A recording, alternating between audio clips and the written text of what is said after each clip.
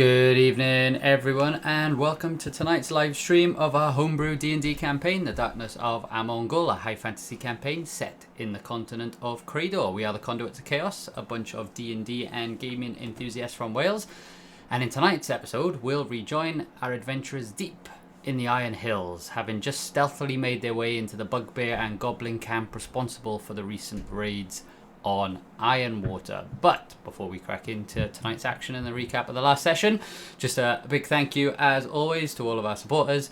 If you are new to the channel or just tuning in, please do check out all of our past videos and episodes, all available on our Twitch and YouTube channels. And if you like what you see, please hit that subscribe button while you are there. So that's the intro done. Let's head over to the table and see how everyone's doing tonight. Ended on a bit of a cliffhanger. Sorry, Lovac, stole your joke in the last session. How's everyone feeling? Excited to kill some stuff. Yeah, ready to go.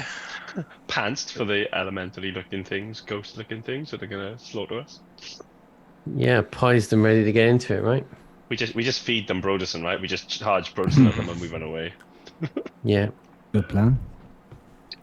Yeah, well, Broderson's not here tonight, as you can probably all see, so I think that's a fair plan. That's how it goes. I'm actually trying to think, what was the last encounter we had? I don't know. Did Broderson die? Oh, was it was the ones that kidnapped Olga. Yeah. Oh yeah, so that was back in the elemental plane of Earth, right? So yeah. Well, we did have a brief thing in the lake, didn't we? But like, that wasn't proper combat. With the lake growths and diving in and everything, yeah. It'd be interesting to find out what these are. Wow. What, the... I think that's a good intro as any, right? Cool. All right, let's go into last session's recap, and we'll go from this. I'm just gonna chuck some low-level music on for us. Yeah, so I didn't get a chance to fully do last session's recap, so if there's anything obvious I missed, please do chip in. But at the end of the last session, you found, or at the start of the last session, definitely not the end, we all know where that is, you found yourselves at the docks of Ironwater Town once again, having received your crafted items from Gorn the blacksmith and fully provisioned, ready for your travels towards the Iron Hills. You arrived at the dock to find Balin, the dockmaster, busily loading the last of the supplies onto the Golden Gull. And after a quick hello and some reminiscing from Drent around his Shadowroot tea hallucinations, a familiar Broderson appeared at the rear of the group, having gone missing the day before. Oddly, with a bruised eye. You did a bit of probing, but in true Broderson fashion, he was somewhat cryptic and mysterious in response. So, yeah, following this, you made your way onto the boat where you were greeted by a stout dwarf who introduced himself as the first mate, Roderick Stonehelm, who seemed very hardline in his approach to his work. So, setting sail from Ironwater, you all took in the awe-inspiring views as you sailed along the eastern edges of the lake towards the mouth of the Rusty River. And while travelling, a somewhat nervy Cathbad made his way up to the quarterdeck to introduce himself to Captain Althea, exchanging stories of various monsters and creatures and the inhabitants of the lake. Yeah, and this is where you also met a member of her crew, Dorian, the galley chef, who, besides telling some hilariously funny jokes, as I'm sure you all recall, offered you a concoction of various drinks, which, in true Creydor fashion, had various side effects. But this time, I think they were on the more positive end of side effects, giving Grizz a bit more charisma, and I think Drent, you had a bit more wisdom or intelligence or something. But yeah, something a little bit different. And then, yeah, as sort of those conversations are going on, Broderson stood at the side of the vessel, sharpening some fancy new knives. So he must have also taken a visit to Gorn the day before or just before you.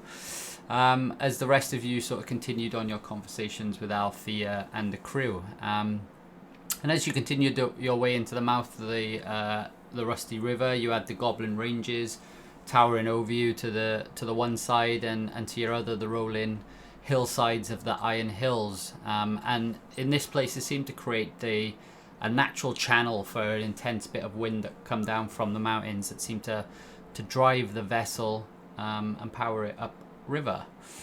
And then after some hours traveling up the river, you started to spot some signs of life, some deer and rabbits, etc., darting through the trees, until you noticed signs of some heavier activity. What appeared to be perhaps tracks along the riverbank, and along with what appeared to be a makeshift barge. So you decided this was probably the place to stop and investigate. As Drent and Grizz jumped off the vessel into the water as it was propelling at speed, as Grizz just sort of hit the water, that's where Althea commanded Roderick to drift the boat to its side to slow it down and give you all a bit of an easier departure from the boat. I don't think Grizz was particularly happy with that one. Other than that, everyone sort of made their way into the water, other than Broderson, of course, who opted to pilfer some of the ship's supplies from Dorian, staying on the boat as it travelled further upriver. That's where I pretty much just finished watching for this recap, and hilariously he grabbed an eel and rolled a nat 1 as he was trying to jump off of the ship, and that's where the eel flung out of his hands, hit Rodders in the face, as he then himself slipped off the side of the boat and face planted the water. So great exit from Broderson as the ship sailed off. So if I recall from memory, then at that point you did a bit of investigation at the shoreline, and you saw some tracks go off into the hills towards the south. And I think at this point you heard some and saw some activity from the other side of the river, and that's where a rain of arrows started to fill the skies as you started to come under fire from other goblins, etc., the other side of the river.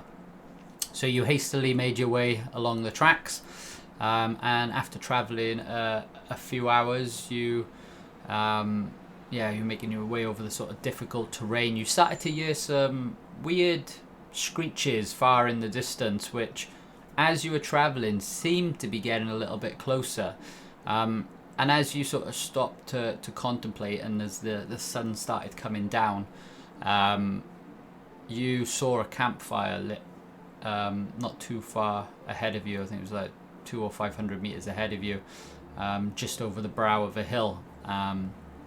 And that's where you took the opportunity to take a little sort of sneak up on top of this hill and look down, where you saw the goblin and bugbear camp that was beneath. So there were two fires lit, a smaller one where it seemed to be a bunch of goblins sort of just gathering around, and then a larger one where it looked like perhaps the more elite of the party were congregating. So you made the decision to sneak your way into the camp with some awesome stealthiness. I remember it was super awesome because I'm about to point something out to you, I'm sure, when we get into this episode. That's how good your rolls were. So as you made your way around into the camp, you managed to sneak behind some of the trees. And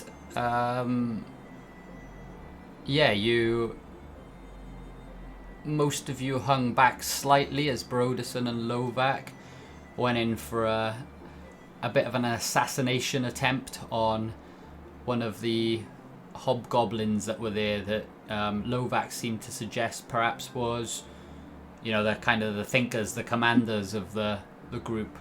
As Lovac and Broderson snuck up behind this unsuspecting hobgoblin,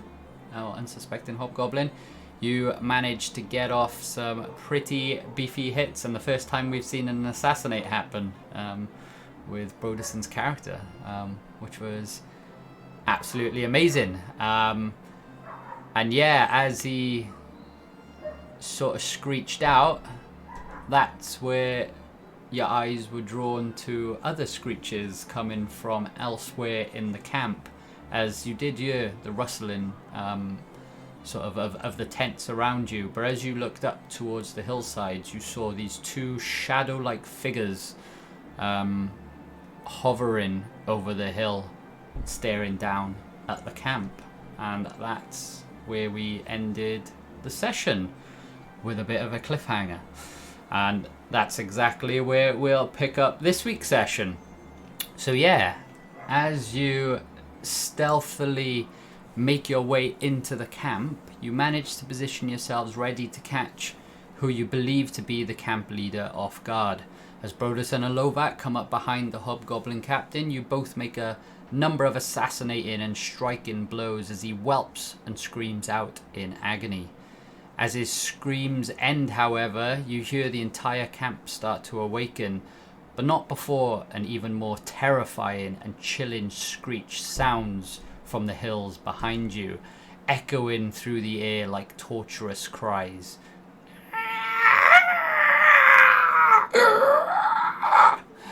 And as you look up towards the cliff overlooking the camp, you see these two shadowy figures emerge from the depths of the night. Their slender and elongated bodies appear shrouded in a sort of unsettling ethereal gloom, almost non-existent to the eye, but as though they're sort of made up from a swirling mist of darkness that appear to sort of dance around their forms. And within this veil of darkness, their eyes burn with this eerie blue hue that cuts through the blackness of the night. And you can see that these are no ordinary creatures, as Drent feels as though his shadow-roofed hallucinations have come alive. It's probably a conjuration of the stories you'd heard from the goblins that you'd encountered previously. As the rest of you, can you please give me a history check? Unusual start to the session as we're in combat, but yeah. So the rest of you, that's all right, Drent. You remember the hallucinations; they're close enough. But that was Broderson's. It was. Oh, that was Broderson's. Okay.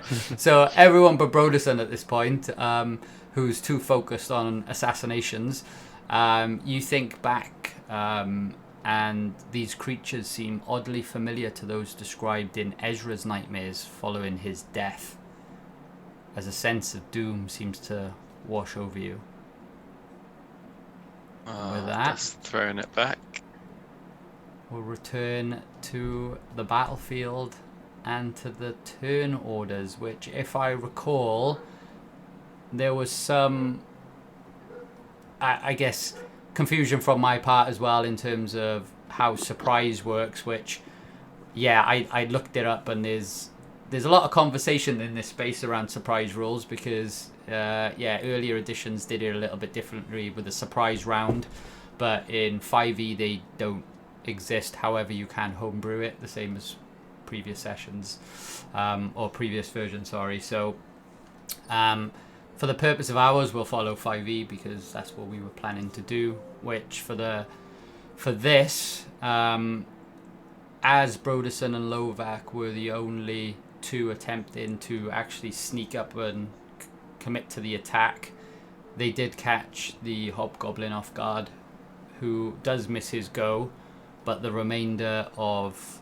the camp wouldn't, because they are not a part of that character surprise, or that surprise which is based around a individual or character. So that's the way I've interpreted it, after watching a Jeremy Crawford conversation around it, which seemed very complicated, I'm not gonna lie. But yeah, is everyone alright with that approach? Yeah. Yep, sounds good. All good? So in which case, we'll come to the top of the turn order, and Broderson would have taken his go, as Lovac, you will have taken your go in this turn order as well in the first round, which I brings didn't us... attack, so Oh, you didn't attack, did you? no. Oh. Okay. Yeah, that's why I wanted to attack so badly last week. Yeah, there's only Gav rolled all those rolls. Right. Okay. In which case, the person you're attacking won't have any reactions or anything. So I think we have to wait till you come to the turn order rather than go now. But the person you're attacking won't be able to do any reaction to you. Does that make sense? Sure. Okay. In which case, let's get some battle music on. Oh crap, that means I'm up. I don't know what I'm doing. Seems a bit weird that. It does seem behind. weird, yeah. And I'd rather if we played it the other way. So can we just do it with Lovac? Just takes his turn now. Yeah, everyone happy with that? Yeah. Yep. So Lovac, let's bring you up first and give Cathbad a bit of a chance as well. Plan our next move. Okay. God, swords out, I guess. I'm going to swipe down with Sun Fury first. Hey, that's what we No. want. No, that's how you start a round. Wow. Crazy. All that energy that was pent up for the last 2-3 weeks Yeah. just come out in that roll. Okay, Oh, wow. work that out. Get a calculator. So add an extra 6 to your 12. Yeah. Add an extra 6 to your 3. And add an extra 4 6s. So it's an extra 66s, right? I've got something special at Bugbears do on surprise. Or if I surprise a creature, it's 2d6. So do they get doubled? Because it's a crit. Any dice roll, yeah. So I do it again. So it's Nice. doubled. So 16. So what was the two? You do that twice? Oh, we're doing. So you're doing full dice roll for the crit Yeah. part, yeah. Oh yeah, yeah. So it'd So be you 10 take the plus 10 plus 12. 12, yeah. So, in fact, total it's 8d6s of max dice damage, plus your entire rolls on top of that. So I'm happy to get a calculator out of you unless somebody else has worked it out. I haven't. Normally I'm pretty good with this, but I'm just like, no. In fact, let's just have a quick high level at what 8 times 6. You got 36 plus 12. 8 is times 6 is 48. 48. It's Yeah. more than 60 damage, isn't it? So tell me how this hobgoblin dies as you strike it in the back. I'll obviously Broderson did his attack before me, and I'll just go for the same wound. I'm not sure what Broderson did, but let's say I think he went for the throat, and I'll just help him to sever that throat, and perhaps it goes all the way through. And it's just left flopping, his head flopping backwards. I've got another attack, but I can't do it on anyone else, can I? So, I mean, yeah, you haven't surprised anyone else, but that doesn't stop you taking Could you your hold it as a second reaction? Yeah. It doesn't stop you taking your next attack action. It just means they will be able to react, whereas he couldn't react, if that makes sense. okay, who's I'll just bonus action move. I can move anyway. Shit, man.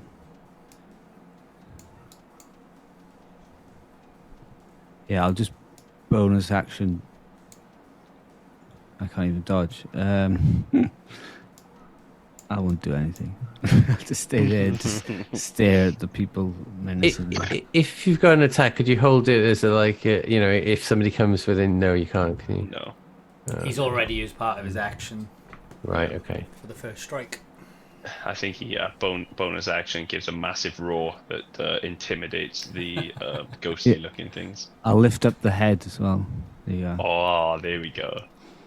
as the body just, you continue the slice through the neck as you push the body forward and hold the head as the body just falls into the fire in front of you, and the rest of them just look over at you like, what the fuck? As brings us on to Cathbad. Cool. Good. I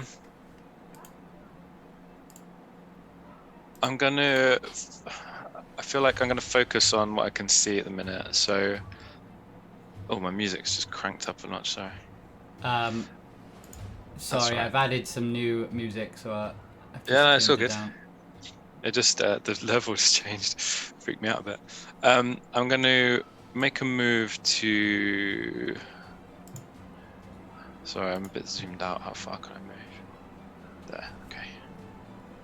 I'm gonna move down here.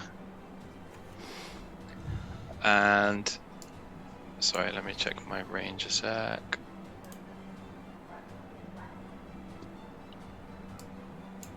Yeah. I'm gonna try and affect all of these goblins, are they? Which ones? Oh, the bugbears, The aren't ones, they? the Oh, there's ones two next to the bugbears fire, and a goblin, yeah.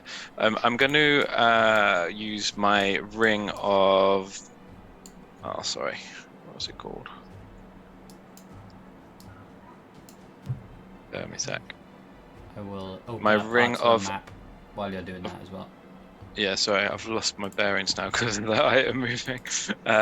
Ring of Animal Influence, which allows me to cast... hang on, let me just read some small print. Oh, please work.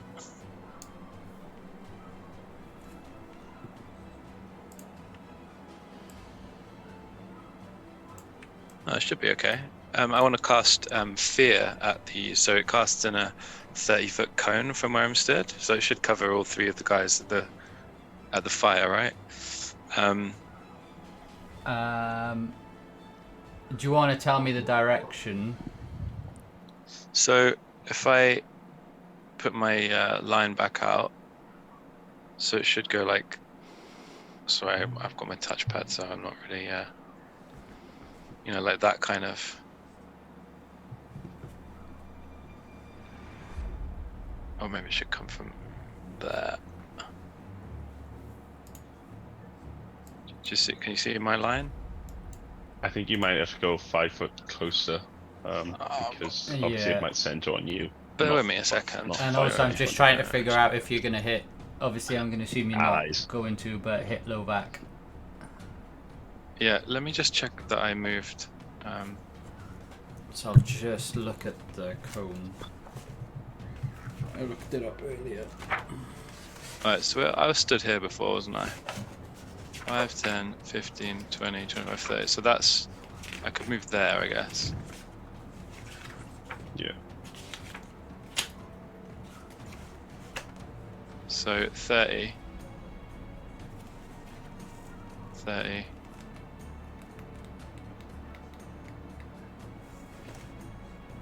Oh, I guess what you mean is how wide the top of the cone is, right? Yeah. Okay. Alright, well, if I can just get these two then, get the two bugbears, that's fine. Yeah, I was pushing it a little bit, I guess, there. If I just... So basically the ring... Well, you might be able to. I just want to double check. Sorry, I forgot the page number. I thought I knew it off my head, but I didn't. Well, actually, I did land in combat in the book, but I landed on the wrong parts of combat. So, Need a way to draw a cone on the... There is a way, isn't there? Because I remember it being done before. Yeah. Yeah, you can do like draw shapes. Oh, that's for Something like rectangles and that. stuff. Yeah. That's a freehand line, but... yeah, let's go with that because I can't find it. But yeah, is that right? Let's go the two bugbears, that's fine. So Fear... I'm just going to cast it. It takes 1 charge of my ring. Yeah, you can do cones using the polygon like that. It'd be double that if it's 30 foot, wouldn't it? I mean, I was just, you know. Draw a polygon line. Hold shift to snap to grid.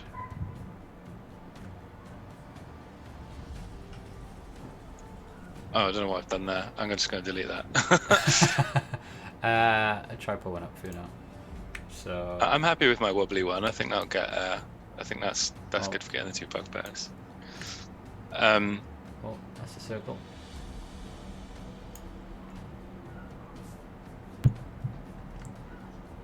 So my question, Mike, is what are these?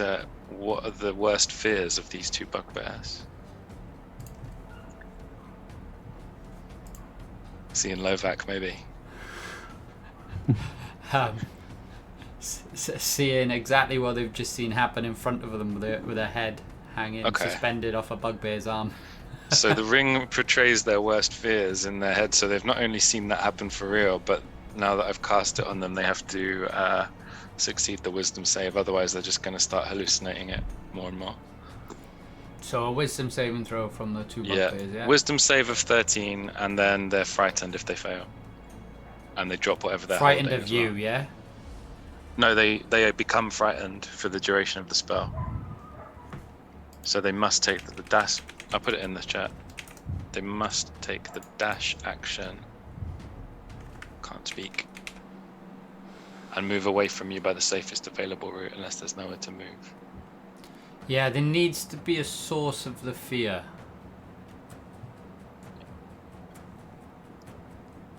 Yeah, so the fear is coming from my ring, and it says it projects a phantasmal image of their worst fears. So Yeah, it would so move still, I away guess from you. direction-wise, it would still come from, be away from me, right? Yeah, I would imagine they would. Yeah, move see away you from as you. their- Yeah, they move would away see from you you. as their Yeah. the greatest fear, wouldn't they? Yeah. Yeah. Yeah, they so it'd be can't- like a they line can't away move from me. towards you or attack you. Well, they, No. yeah. Well, they they're can they're attack alright you if they just pass as their wisdom save, but So, alright, let's Riz. do 2 wisdom check. Oh, we've lost a player. Oh. Is- we lost Chris. Switch to the other views a sec.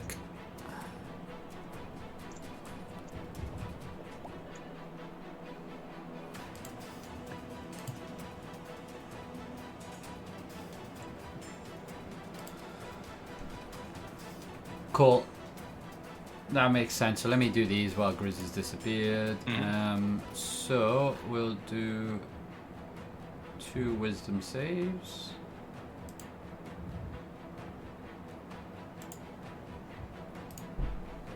Ugh. 6 and a 7. Okay, so they both fail.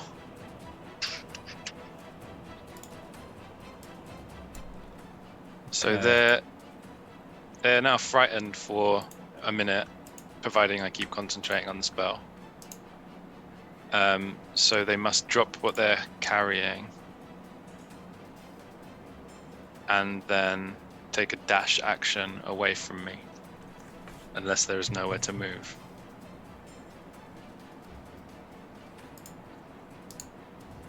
If they're out of my line of sight, they can take a save to recover as well.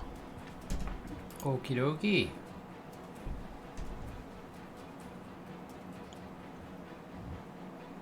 On each of his turns, so they'll have to wait. But they're now afraid of you, yeah, as they just see you as a... They just see like the headless hobgoblin getting beheaded over and over again, like in that direction, Yeah. and they just see a druid shape but growing and looking like a demon or something in the background. Oh, Chris is back.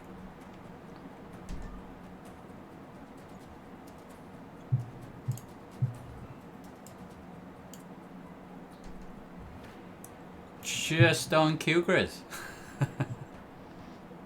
Am I? Oh, I'm back just in time. I don't know what's up with my internet this evening, but I'm glad to be back. So, No worries. Right, So, okay.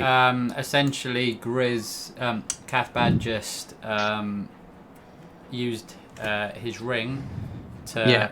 cause the 2 bugbears that sat below, so these 2, to start to hallucinate, and they're now frightened of him. So they're okay. going to have to use the dash action to run away from him next turn. As you could see, they're horrifically like as they're looking towards Cathbad, visually distressed. So, if I were to attack them, would that like knock them out of it, or like it's not that, is it? No. So it's just the 2 bugbears as well that they're afraid. This, not the other guy. Okay, and this one is a hobgoblin, is it? This That the one's a one. goblin, That one's a goblin. but he looks like a bigger goblin than the other goblins. Okay, well, in the fury of combat, I'm still going to do what I was planning to do to begin with, which is I'm going to run down to here and I'm going to attack this this bugbear down here. Okay, as you do that, I'll just move him into this square so it's a bit more clear. Oh, in that case, I'd have gone there. There's a reason why I want to be right behind him. So All right, yeah, I'll leave it there then. Yeah. Okay. I think it's still in my range anyway, so it's fine. Okay, so first of all, I want to attack with Boar's Light, which I haven't activated yet, so that will just be a standard attack. So let's give that a go. 17. Hit. Okay, let's do the damage. So remember, the damage will be lower than normal on this. So it's that's pretty good for normal. 9 points of damage. So yeah, as you just come behind this bugbear, you do a swipe across his back as you manage to make a deep cut as it. Excellent, excellent. So I am going to do Flurry of Blows as my bonus action. So do the unarmed attacks. And yes, get that in now. Okay, so 27. So Misses. unarmed strike. Oh, again, another good one. 9 points, yeah. Okay, As so your on a hit. Fist So, yeah. goes into the slash that you put across his back. So your fist is really in a gouge. Okay, so on a hit, I can do so whenever I hit with one of my Flurry of Blows attacks, you can oppose one of the following effects on the target: fall prone if they miss a dex, or get pushed up to 15 feet. So that's what I'm going to do basically. So they're going to do dex saving throw of 13 or higher to avoid getting pushed. A dex saving throw of war. Oh no, sorry. Is it strength? Hang on, let me just read this again. So, oh no, sorry. It's strength saving throw of 13, Strength. and if it fails, it's getting pushed. Bugbears are known for their strengths, but he rolled a 5. There you go. So I'm going to push him 15 feet into the fire. Oosh. So 1, 2, 3. As he just flies towards Lovac essentially, as you see a bugbear, and the fear of already seeing again another head being chopped off in front of him in his hallucinations. He's now coming closer to the already head that Lovac is holding up, as he's like started to shake with unusual bugbear fear, as he's also starting to take fire damage, and for each square that you just went through, he's gonna take 10 points of fire damage.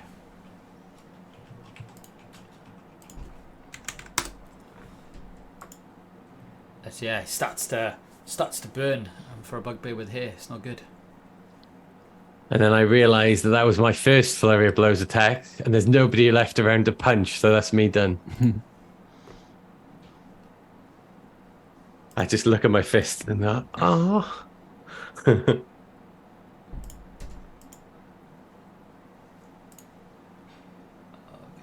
sorry. Music went off then. Okay, so end of your turn. And a really good turn that was. We'll come on to which one is this one? Oh, the one that's in the fire. So starts his turn in the fire. So he's gonna take 2 points of fire damage. As he is in utter fear of what Cathbad is projecting.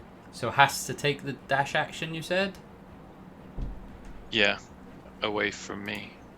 Okay. So just runs towards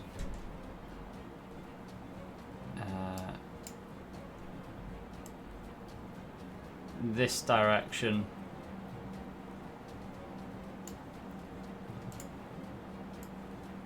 And you just see them disappear off part of the map, as I will also reveal part of the map for Grizz.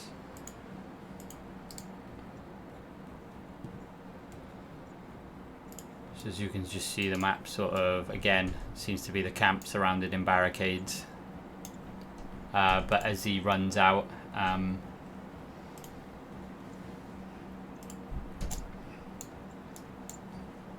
I just realised I missed a trick. His fear should have been the shadow creatures that are on the cliffs. So he's seeing shadow creatures. I can see them. That's fine. Yeah. Just to amp up the intensity of this, the shadow creatures. Yeah. So yeah, just runs off screen. Basically, you can't see him at the minute in the shroud. And that's the end of his turn. As Trent, you're up. Hey, just a quick one, Mike. For me to go in this direction, say this direction, will it cost me more movement to walk under these trees, like on the No. outskirts of the trees? Nope. No, So I can go there they're for elevated. 25. Lovely. So I can go there for 25. 5, 15. It's the reason why you managed to sneak in a little bit more, because there wasn't that much Yeah. sound coming from the underbrush. Yep. And I'll go 5, 10, 15, 20. 25, 30 to there. So I've used the action to dash as well. And then I'm going to bardically inspire Lowback. So with my bonus action and end my turn. Awesome. Let's go. So, yeah, add that modifier to yourself then, Lovac.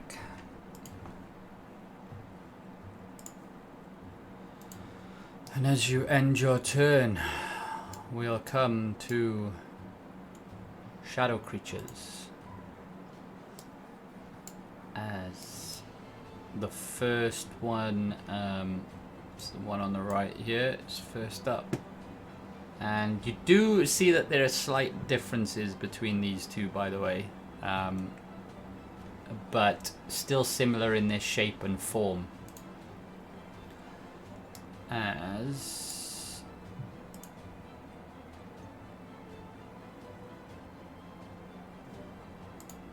yeah. So...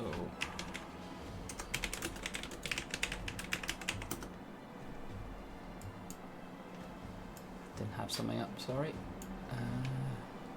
Okay, so this creature comes down the hill.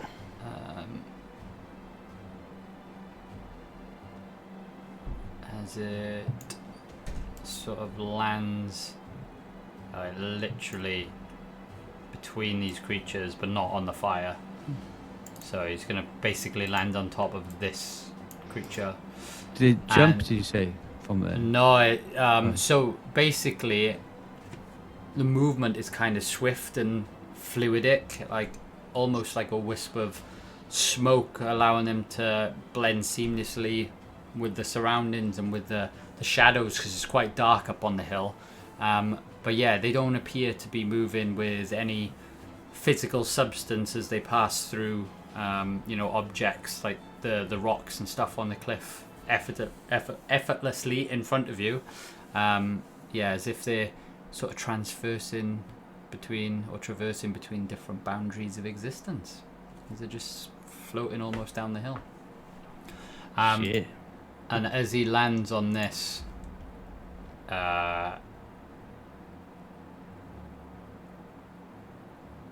you just hear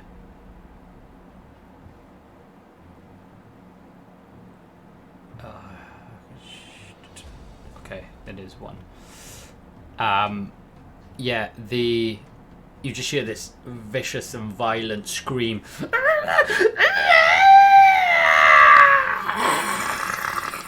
As you just see the goblin sort of start to shiver and cower as the one that's closest to it. You see almost like an essence of the shadow that is flickering from the campfire towards you. So you imagine, the campfire light, you'd see a shadow coming from behind this goblin start to float and absorb into this creature as this goblin now appears shadowless. And in doing so, I'm just gonna roll a saving throw for the goblin. They think our shadows would be better at sneaking, right?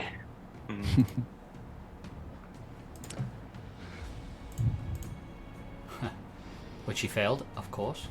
And yeah, as this happens, yeah, the shadow just seems to make this creature look even more powerful as the wisps of shadow just dance around it. And again, as that happened, I'm just gonna roll something else. I rolled.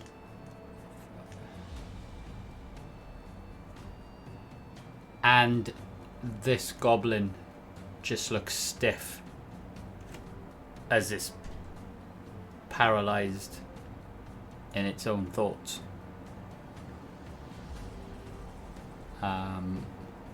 So yeah, you just see it stiffening up and literally not move.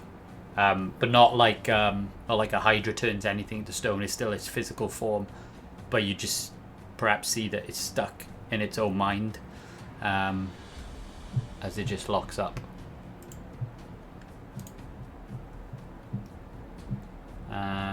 And that is its action for now. As we come on to the next one on the hill, and as it looks down, I just want to check something here.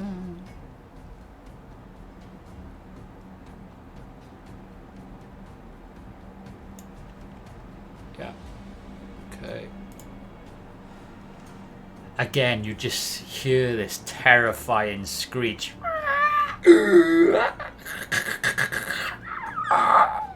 As the shadows seem to reach out from it and consume the entire area 60 feet in front of it. As everyone in that space is forced to make a dexterity saving throw. So I'll do that. 1, 2, 3. Does that succeed? Oh, it does. So yeah, I'm gonna roll that. I don't know why the music keeps stopping as well. It's really annoying.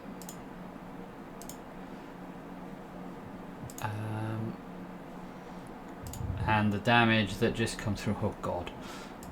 So as these shadows lash out, 2 of the goblins, other than the one that's in fact, paralyzed, automatically fails anyway, because it's paralyzed. All 3 goblins just fall to their death as these shadows just seem to flow around them and suck the life out of their souls. And as this happens,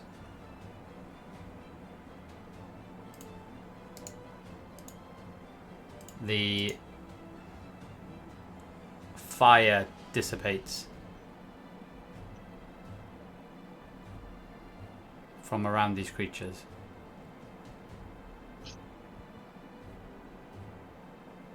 as it then moves down the hill as elegantly, if that's the right word to describe such creatures, just flows down the mountain or the cliffside. That looks cool.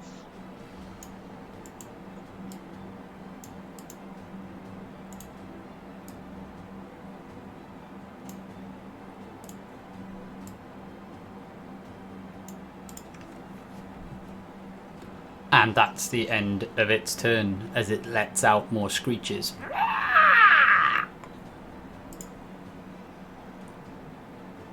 Next up, so all of these are dead. All the goblins are dead around our one fire. And also, in fact, it's a point I should have done yet. I'm just gonna do 2 quick rolls. You also hear screams come out of the other tents and then disappear within the tents that are located here and here.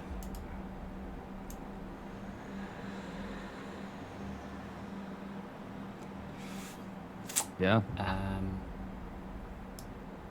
Yeah. Do we run? So next up is the goblin that's around the fire. As it looks over to Lovac. Why are you killing your own? You should help us fight these things. You don't know what these do you? Very well. After you.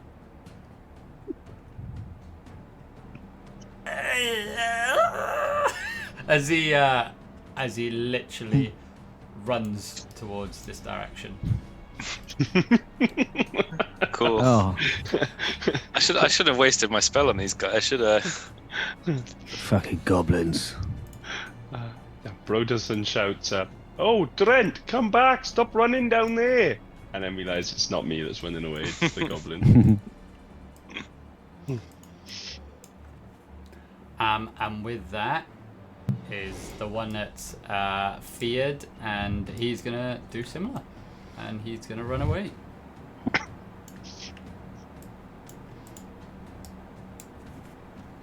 Which brings us up to no, you dead. Back to Lovac, who's taken his go, and those 2 are dead. Which brings us back to the top of the turn order. And as you come to the top of the turn order, you do see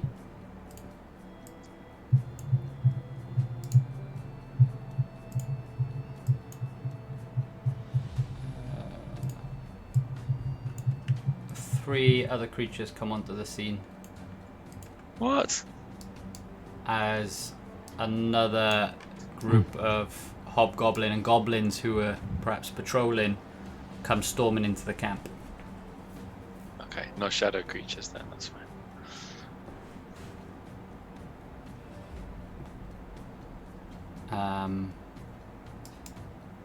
And I need to add them to the turn order. But yes, we'll come back to Broderson in the meantime. Okay. That's left Broderson in a bit of a pickle. And just to confirm, by the way, there was a hobgoblin and 2 goblins that you can see.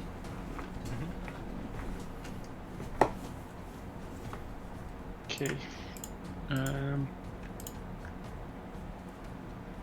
Well, there's no use in standing around holding my boning knife.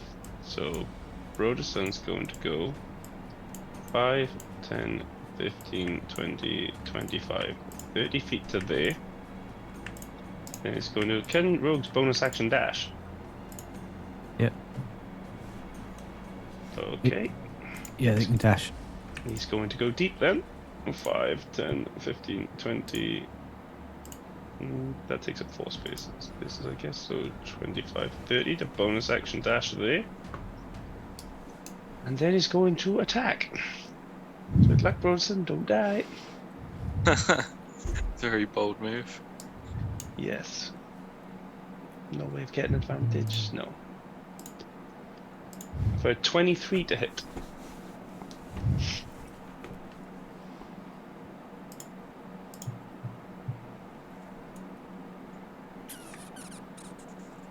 $23 to hit. Hits. For 6 damage. Okay, So sorry, it I'm doesn't just get refreshing a minute because the music is playing. Yep.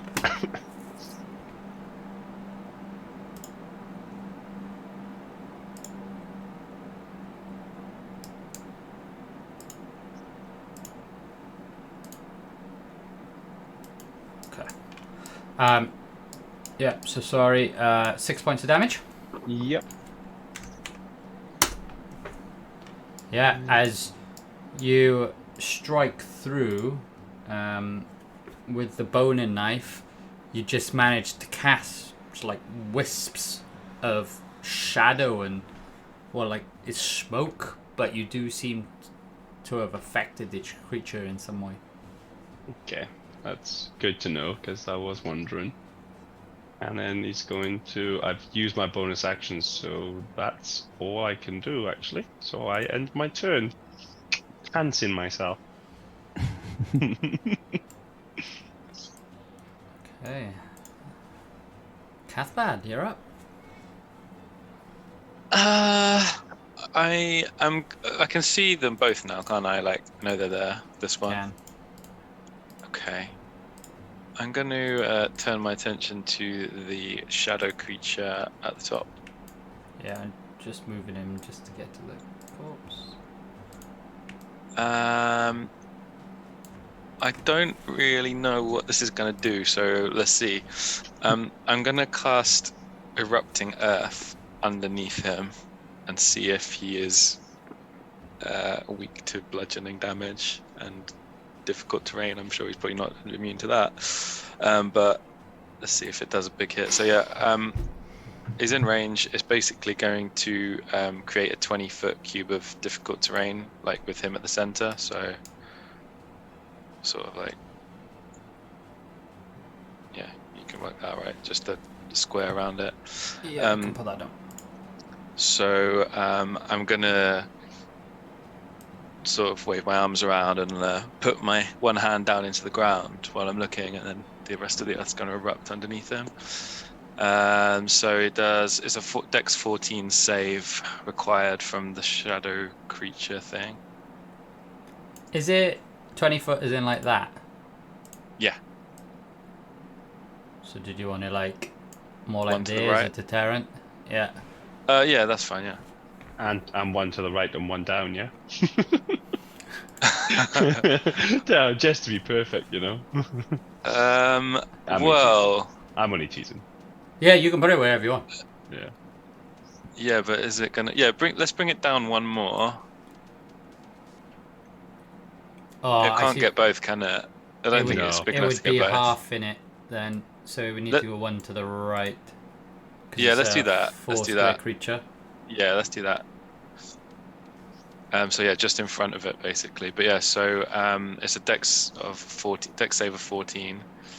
I was already rolled the damage for me there for if it. So yeah, it's Dex not great. save. Oh god.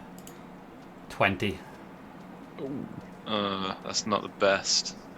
So it only takes 6 damage. Well, what type of damage? Bludgeoning damage. Yeah. Okay. So yeah, even though you can see it, it manages to weave an obscurest way around this cracked floor that you seem to open up. Does seem to be affected somewhat by what you've done. I can't believe that spell is only 6 damage though, considering that's one of my more powerful ones. But there we go. Live and learn. You roll 2 1s though. That's yeah, awful. that's annoying. I didn't even get to roll them. It just automatically knew I was going to get bad rolls. Do you have inspiration? Got a bonus. Ooh. No. Let me just see if I've got a bonus action. No, I'm just gonna end my turn there. And just stay where I am. Okay. Grizz, you're up. Yeah, bit of a tough one this. Okay, so I feel like I should use my bonus action dash to get up to. Oh no! Sorry, I can actually do it. No, I don't need to use the dash. I thought it was further in. Okay, so I'm going to run up to the character, the shadow creature here, and I am going to bonus action shout, "Boar's light from within!" And then I'm going to try and attack the shadow creature with Boar's light. So let's give that a go, right? Okay, so 20 to hit. Hits.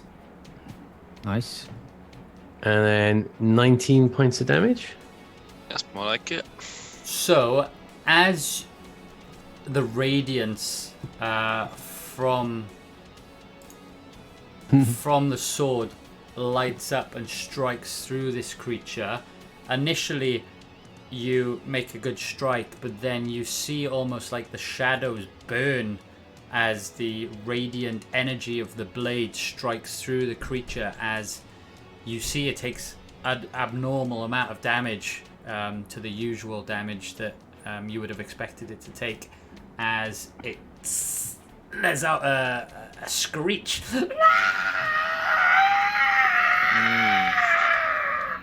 As the 8 points of damage actually is 16 points of damage, and takes the additional 11 on top of that, so 27 points of damage. Nice. Yeah, Ryan's pointed out that goblin probably should have had an attack of opportunity against me before I take my second attack, because Ryan is a D&D narc. Hey, that's why I wrote it in here. It cracked me up. I was like, No, it's all good. Like I at this point, I'm like, let the goblin try. Who cares? It's a goblin. What's it gonna do to me? Okay, so as this happens, it attempts to, and thank you for pointing that out, tries to hit you with this morning star. 18. Misses. As you just jump over as you run past him. Excellent. So feeling pretty hyped after running through the goblin. I go in for my second attack with Boar's Light. 26. Mm-hmm. Okay, so Hit. we'll take another look at the damage. So that's 9 plus 10, 19 then? Yeah, and similar effect, and you see it takes 19 points of damage as it lets out another howling screech. Excellent.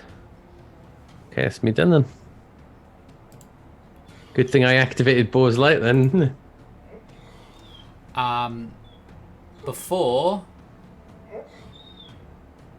the next person's turn starts, hearing this creature whelp, the seemingly more commanding creature to its north, slightly more slender, and this glowing blue eyes are far more in depth than this other creature's, and you can almost make out a face as you look at it.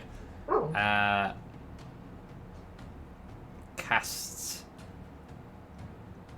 a spell which emanates outwards towards Grizz and Broderson. So it's a conal effect, and can you both make a dexterity saving throw, please?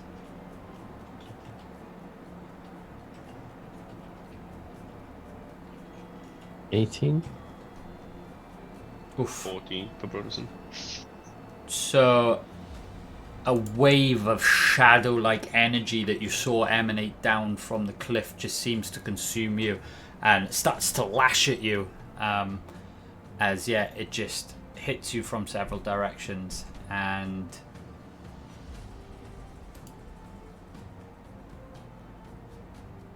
Drent, you take Broderson, you take 26 points of necrotic damage. Oh dear. As That's from a fail, yes? from a fail. Okay. Do so you half have a dexterity? I get half it from evasion. Okay. Have you taken a bonus action? Or is it a reaction?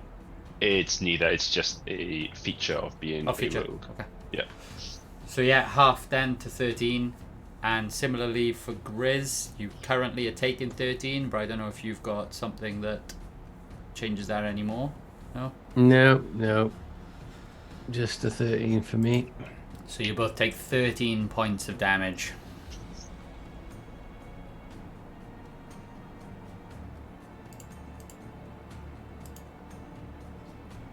And that brings us on to the bugbears who are currently out of view. And yeah, Trent, it's your turn. Ah, okay. I was hoping the bugbear was gonna rally and come and save us, if I'm honest. Still under the source of his fear. Oh, damn. It wasn't one turn, was it? It was. No, no, hang on. He can come back now because I refocused my concentration on another spell. I mean, maybe I don't want him to come back. Maybe I shouldn't have said that. But if he wants to come back and fight the shadow creature, If you did, and Ryan would say in a second. So. Okay, so actually, you see.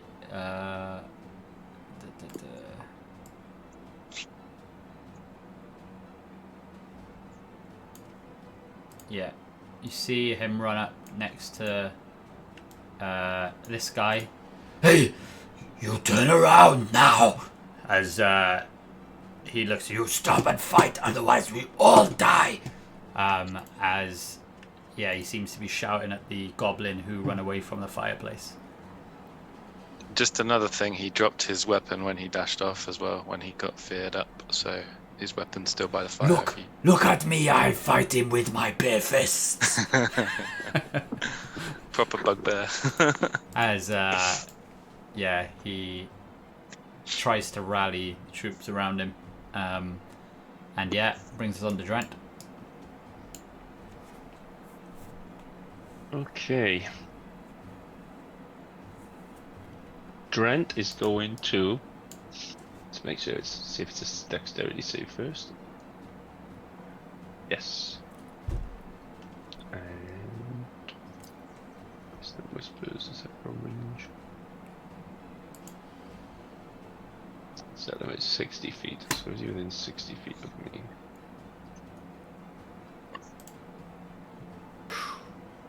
65. So I'm going to move forward 5 feet. And then I'm going to lift up my horn. I'm going to blow a tune in it, a very strong, earthly tune. And as I blow it, I'm going to lean forward. I'm going to make a big stomp on the floor. And then 100-foot line, 5 foot in front of me. So I can do this. Like this, obviously trying to Straight through the middle. Yeah. Yeah, happy. I'm obviously going to unsettling words in first, just make sure I say that. And he has to make a dexterity save of spell save DC. Let me find that. Sorry, it's been a while. Of a spell save DC of 17 with a minus 1d8 to his save. Ooh. What was the save again? 17 with a minus 1. Of what, sorry? Dexterity. Dexterity.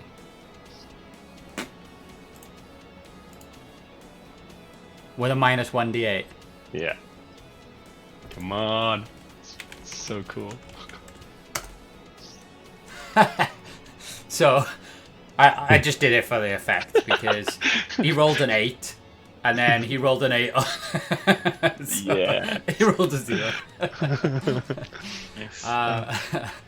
So, yeah. Okay. What is the impact?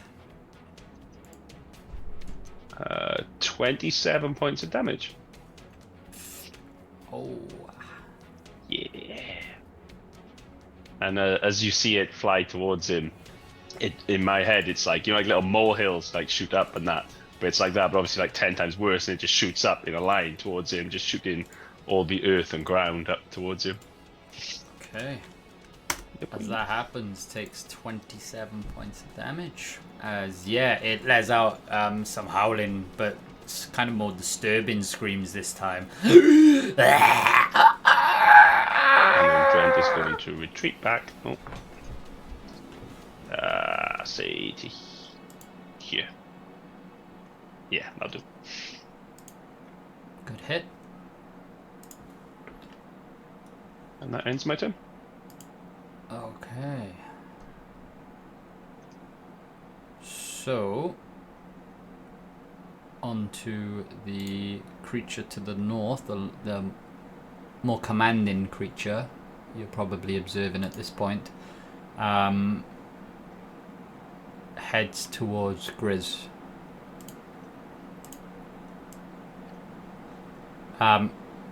Other than difficult movement, Cathbad, is there any other effect of this? Any damage? It's just uneven terrain now. I think. I don't think there's. Let me just double check. I don't think there's any additional.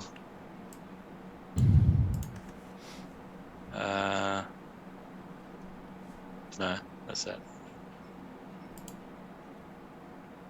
As it turns and looks at Grizz. As it looks down at you, and you start to see this wave of energy start to come from its body, as again, almost like hands attempting to grab your body, head down towards your shadow and start to drag your shadow towards it. Can you give me a dexterity saving throw, please? Wisdom saving throw, sorry. Wisdom saving throw. What? Ooh. Nice. Yeah, you're not at disadvantage because flanking doesn't work for saving throws, so that's fine. Yeah, you succeed.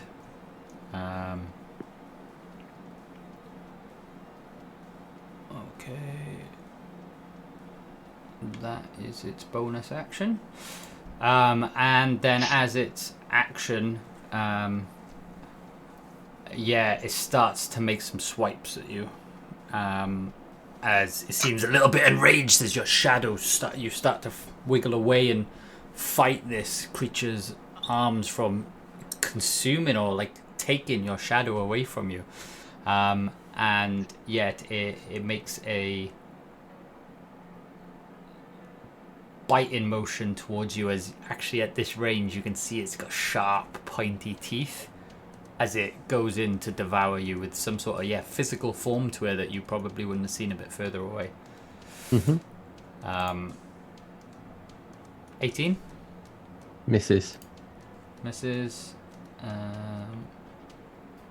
And then swipes at you with both arms as it tries to like grab your neck.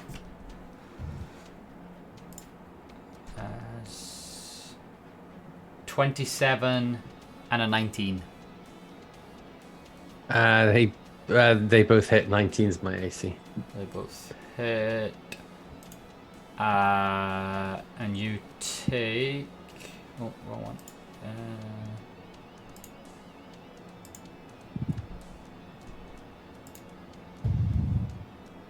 24 points of damage from both hits total. Okay. And as you do that, can you take or give me 2 wisdom saving throws, please? 2 wisdom saving throws? 1 for each of the attacks that just landed on you. Okay, yeah. So 2 wisdom saving throws. So 17 and a 5. So the first one succeeds. The second one, however, as the shadow seems to wash over you, starts to almost go into your mind as you feel the hand brushing past your face, and then suddenly you see darkness as you start to see visions of. I should have asked for stuff beforehand, but a fear of yours conjure from your past in your mind. It's up to you if you want to let everybody know what that is, but as you do that, you become frightened until the end of... Oh, go on. I was going to say, I imagine myself on the first night in the monastery when I went to bed alone and it was the darkest I'd ever seen. So the shadow now is bringing back those memories of darkness, which is now consuming you at the same time. And you are now frightened from it until the end of its next turn. Okay. Oh, no. So that is... End of your turn. End of your next turn, sorry. Okay, so that means I'm just scared of this one. I can still attack the other one, right? That's how that works, yeah? You can't move towards the creature. Yeah. I'll bring up the exact frightened. So a frightened creature has disadvantage on ability checks and attack rolls while the source of its fear is within line of sight. So you are now at disadvantage with pretty much everything. And that you can't willingly move closer to it. Okay.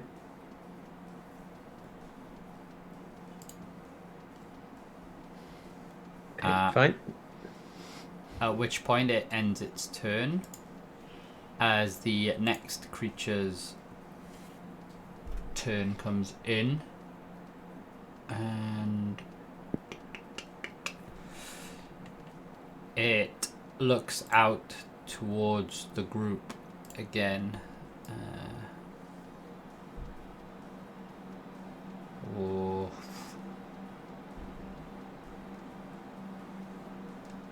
Trent, 5 foot out of distance from this, as the only one who appears on the map out of distance from this, as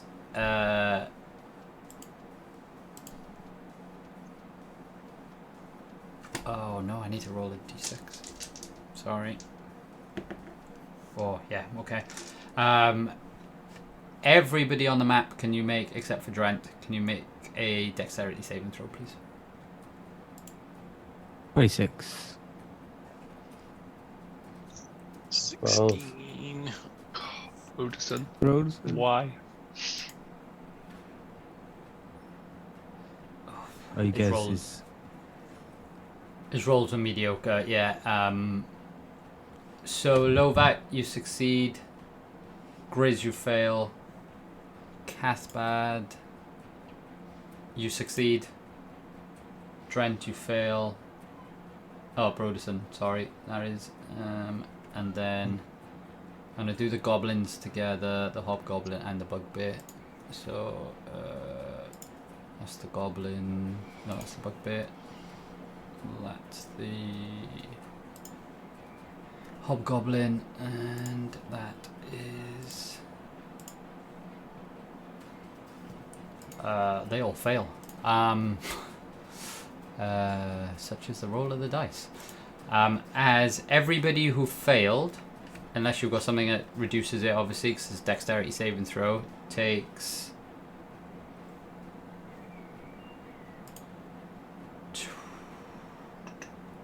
Where's my damage roll? 23 points of damage. Oof. I'm down. I think, is this the first time I've ever been down in this campaign? I don't remember you going down. I knew standing next to Broderson, who goes down every other session, would be a bad idea. Yeah. Obviously, for anybody who succeeded, it was half damage.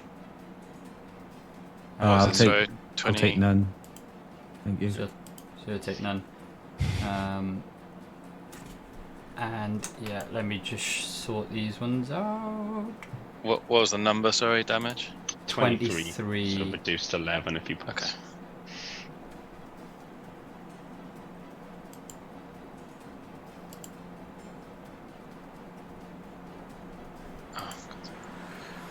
Okay, as that happens, you see two of the goblins just well, Lovac, Cathbad, and Drent, you might slightly make out one. You just see two of the hobgoblins just drop dead. Thanks. Hobgoblins. Goblins, sorry. Oh, okay. Oh, not him. Him. The other one's slightly beefier. But yeah, they take 23 points of damage, so it's 23.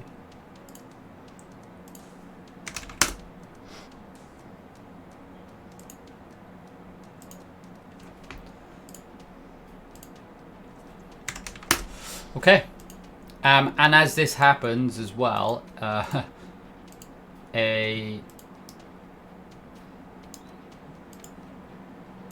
another bugbear just falls out of the tree.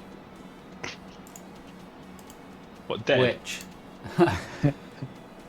you hear him make a sound. Ooh, ooh, as yeah, apparently he was hiding there the entire time, and you guys didn't notice him, and he didn't notice you as you snuck into the camp. But then he heard the screeches and thought he'd hide in the tree until now. Where he's just been hit by the blast. Which is why I find it so hilarious that you were snuck by those trees, but your stealth rolls were so good that you didn't act. That's why I was making you roll every like 5-10 feet that you were going.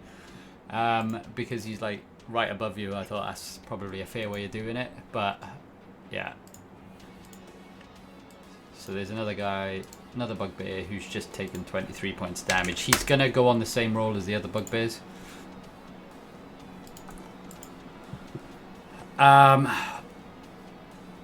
Which brings us on to the end of the one creature's turn.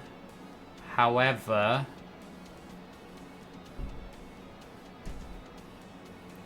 this creature is gonna move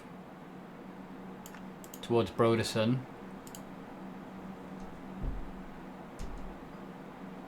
In fact, with a legendary action, are you allowed to move? It might say in it. I've never looked at stuff like that. It's DM stuff, isn't it? I'll have a little quick Google if you want. Ooh. I think you can.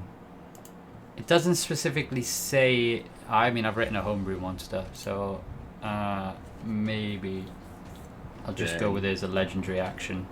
Yeah. It still had movement left, so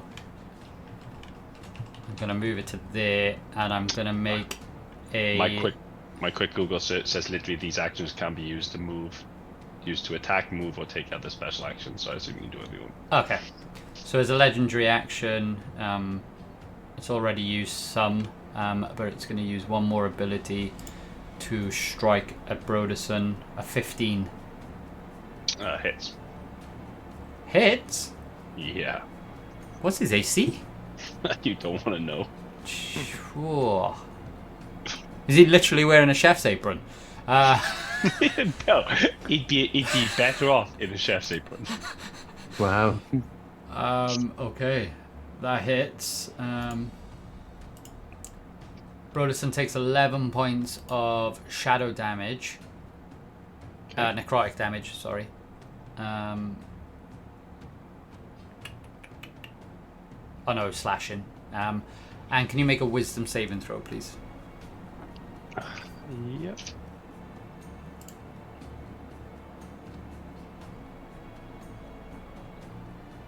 Eight. Fails. You are now frightened. Okay.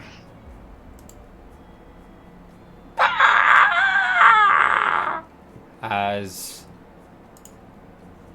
it is the goblin's turn, and we are approaching the end of the turn order, so I'll go through this fairly quickly, and then we'll take a break. So this other goblin turns around after being spurred on by a rather commanding bugbear, and it's like, all right, as he passes a javelin to the bugbear, and heads towards the creature up yet. I don't know who you are, but we shall fight.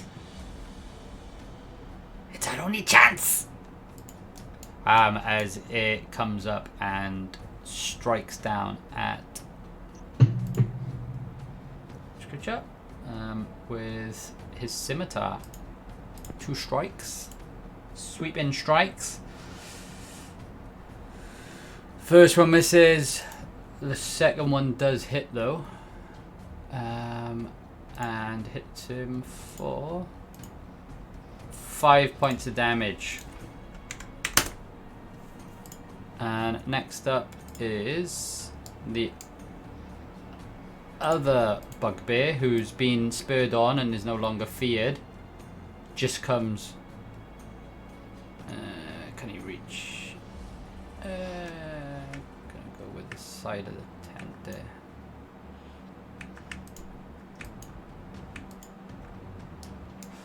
Yeah, just gonna dash straight up. Ah, for the bugbears! Ah, As for Grupan! as he rushes up with a dash, but that is his action. As he heads straight there, Lovac. Interesting. Okay. Just gonna have to dash in and stab. Oh, hold on. Do you remember where I was? I think you were there. You're like there or Yeah. there, yeah. You're What right John behind said, yeah. Oh, Yeah, I think that's right. don't need to dash then. So I'm just going to attack twice. First up with Sun Fury.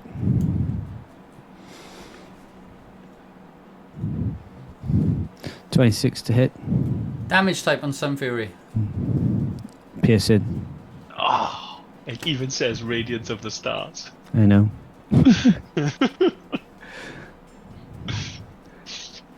So, Yeah, that feels like marketing, that name, doesn't it? You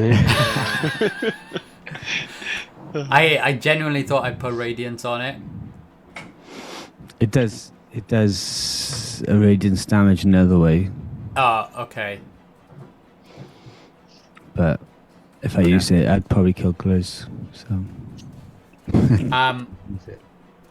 I've got another character lined up.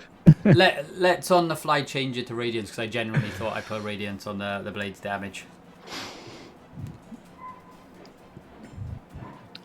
Okay. So And what I'm not part- doing that because I think you're all going to die. I genuinely thought. We are not going to die. We got this. This is easy mode. So is it a +4 instead of piercing? It's +4 radiance, is it? Yeah. So I mean, cool. I Alright got then. I got taken down from full health to nothing in one turn, though, Trent. So Yeah, easy, right? yeah. Okay. Oh, by the way, do you have advantage? I do, don't You do, yeah. What was your damage, No. by the way? It was 9 plus. +4 radiance. So plus- plus 8 radiance then. Yeah, and then So 11, 17. So 28 points of damage, yeah. and the 11 for sneak. Yeah. Yeah. Cool. And Nice. then I will attack with my new short sword for a 26. Hits. And what the hell? 8 piercing damage, so -3, so 5 piercing damage, and 4. Oh, we said that was acid damage to me. The 4 acid damage. So it's not necrotic, no? No, Okay. So total And- damage. no 12? sneak attack, so that's 5 plus 4, 9. Oh, 5 plus 4, 9. Okay. So I don't get my proficiency bonus, do I? Yeah. And I will stay there. Oof. Alright, and at the same time then this hobgoblin warrior will rush up into the fight. Seeing all of this going on, and will get advantage. Like, we'll talk after this. As he looks at you, Lovac, and strikes down at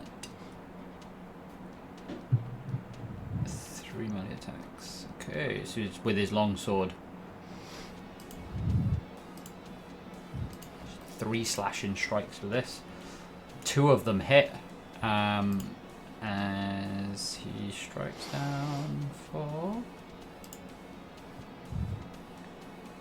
Oh. He's not using a shield, it's two-handed. So, hits for 18 points of damage. You have 2 really bad rolls. But as he does this, he can roll an extra martial advantage, and it's going to strike in for an additional... Oh, what a crappy roll. He rolled 4d6 and rolled 4 ones. And then on his previous roll, he rolled a d10 and he rolled a 1. And his roll before that, he rolled another d10 and rolled a 1. He He deserves just everything rolled he's about to get then. 5 d1s. You see why I left his clan, right? Yeah, what a chump. Wow. Okay, as it just takes another 4 points of damage, but hey, damage is damage at this point. As we hit the top of the turn order, and with that, appreciating we haven't had a break, let's stop there, as we'll come back to the top of the turn order after the break. We'll be back in 5-10 minutes. Yeah, Bye. sounds good. Cheers. See you in a bit.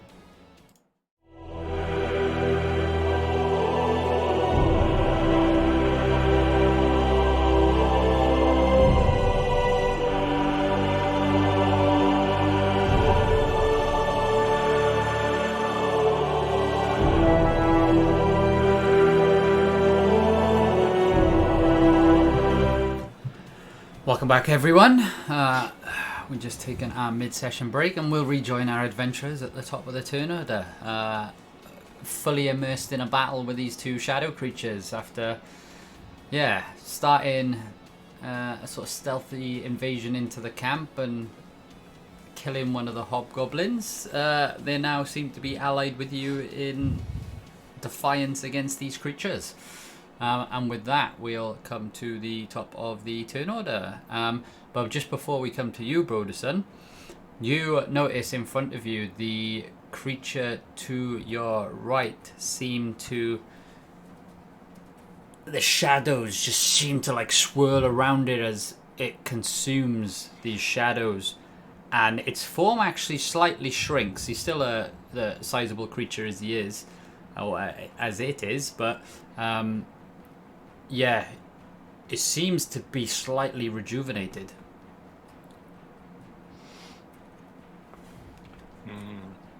Oh, that's not good, you know.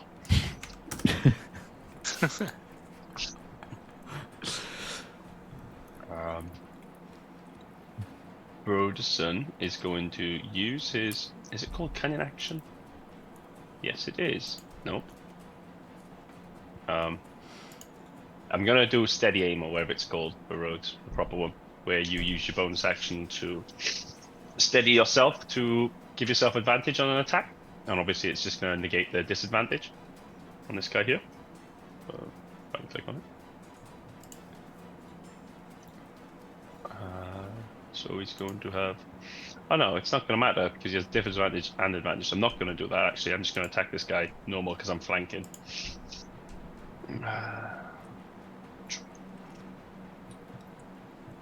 Yeah, there's definitely a flank going on, I can confirm. Yeah. So the disadvantage and the advantage negate each other, right? So for 18 to hit. 18 hits. Whoosh, for 6 piercing and 13 sneak attack damage. So 19 points of damage. Yep. And bonus action attack for 1 piercing. Oh, on a 50. Oh, on a 2 to hit, so obviously misses. Yeah. I almost took 1 HP off him then, but I might just do that anyway. For emotional damage. Yeah, so To be again, fair, you... Go on. He somehow, however, Broderson has done this. He has 0 modifiers to his attack, so it would have been a 7, but it still doesn't matter. Oh. So yeah, you managed to make some beefy attack. He probably hasn't got +1s equipped either, right? He doesn't own any weapons like that. Yeah, I haven't created them for him. It's my bad. No. Been out of time, but yeah, we'll get items sorted ready for next session. But yeah, anyway, just add 1 onto your rolls at the minute, your attack rolls. Okay, it's still only be an 8 because of his obviously the cleaver's not done right. Of course. So yeah, it takes a bit of damage from your from Broderson's boning knife as we come on to Cathbad. Okay. I'm gonna move in towards the fray a little bit.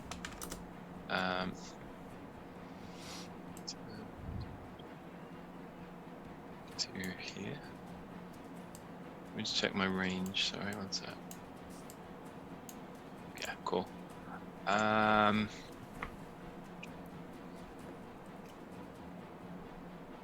Okay. I'm gonna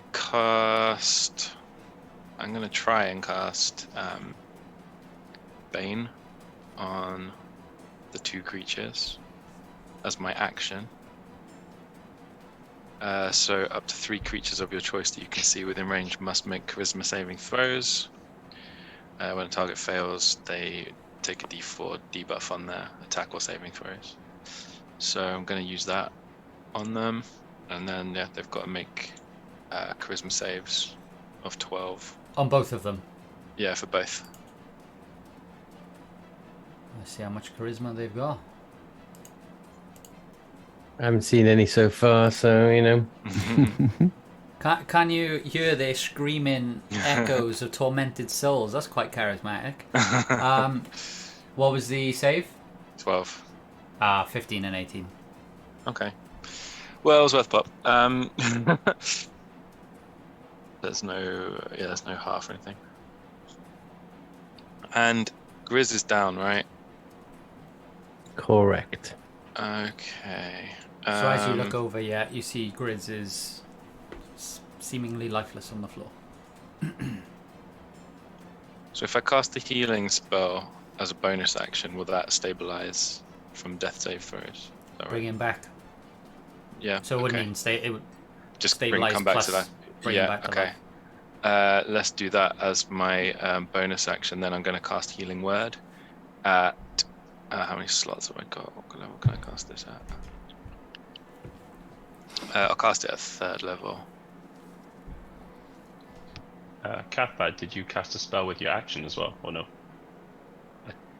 Yeah, but oh crap. Well, Good point. thanks. Yeah, thanks for the reminder. Actually, let me just double check. Oh shit, sorry. Yeah, it is a spell. I thought it was something off my ring, but it's a spell. Yeah, okay, scratch my Thanks, healing word Cathbad. then. It's like having an assistant referee. Sorry, Dret. Okay. Sorry, Grizz, you're still down. No, it's fair point. Didn't want to be up anyway. See, there's one other thing I want to do. You can't. I'm gonna Chris when he's down, mind. I'm gonna end my turn, I think. I don't want to do my other move this turn.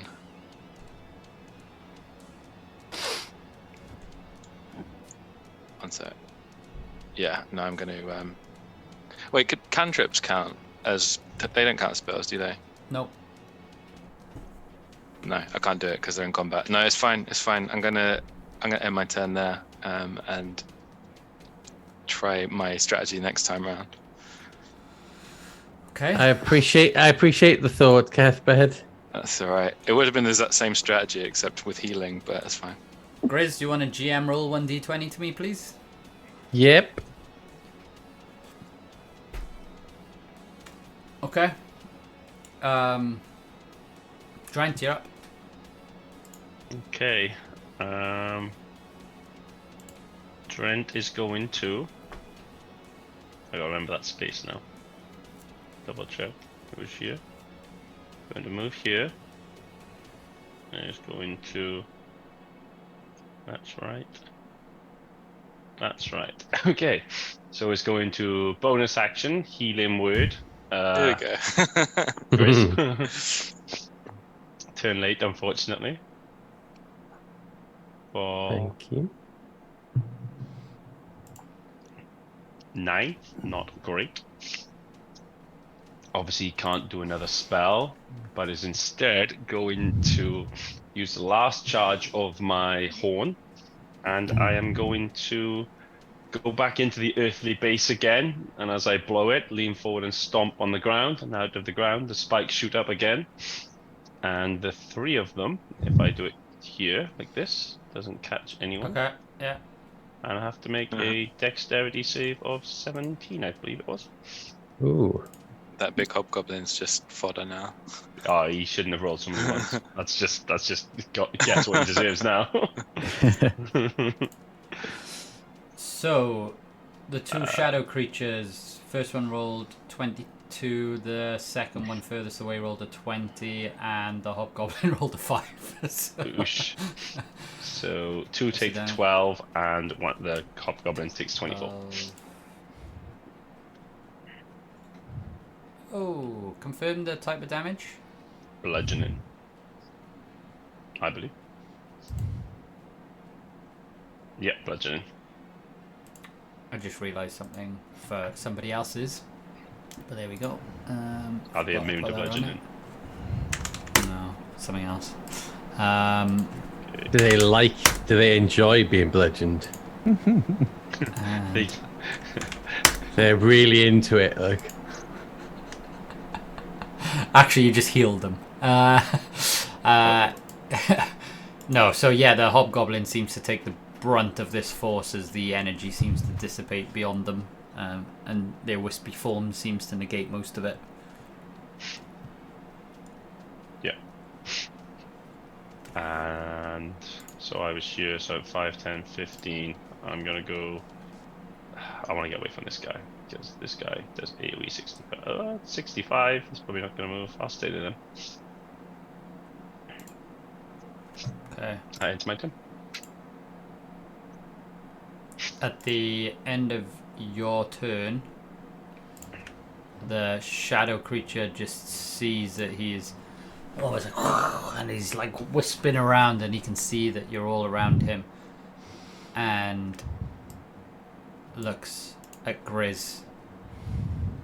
No, sorry, looks at Lowback, and makes a claw attack at you. 27. That hits. You take 12 points of slashing damage. Can you make a wisdom saving throw, please? Yep. 21. Oh, succeeds. Nice. Succeeds. As it starts to wisp around, and now it's his turn. So that was a legendary action. As he looks towards this other bugbear and Broderson, and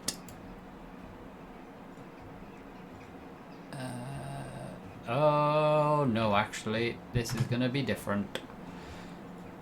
I forgot he had this. Can everybody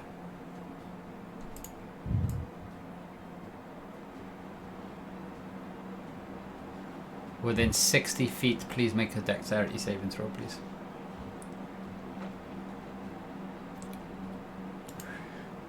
— 15. 13. 24. 8 for Broderson.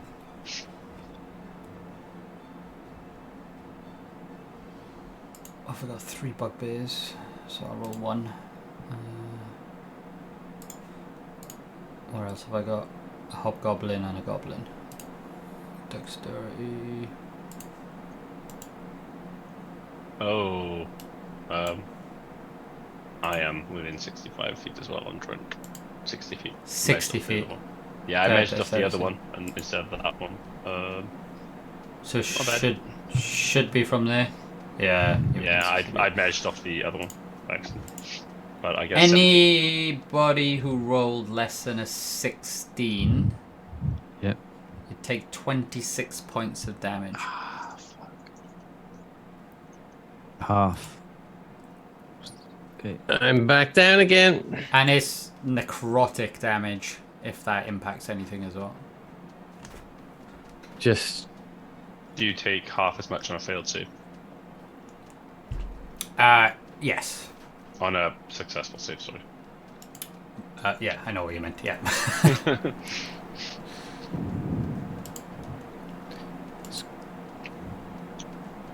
these new braces I've got haven't helped me much because you know.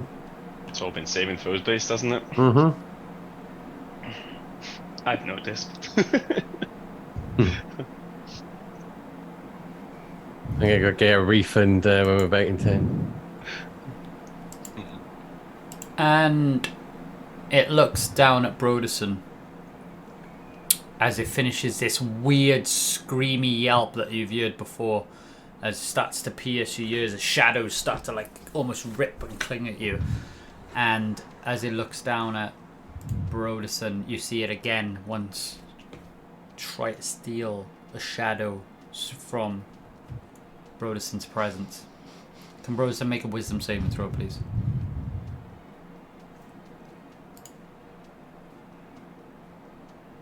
$11. Unfortunately fails. As you see the shadow pulled from his presence and starts to swirl around the creature. And I'm gonna have to roll on another table.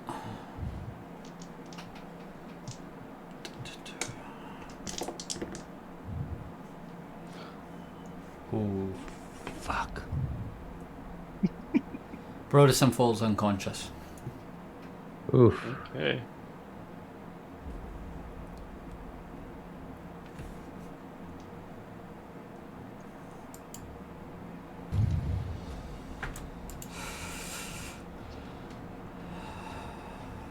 And that is the end of its turn as it just swirls around, looking at the others around it.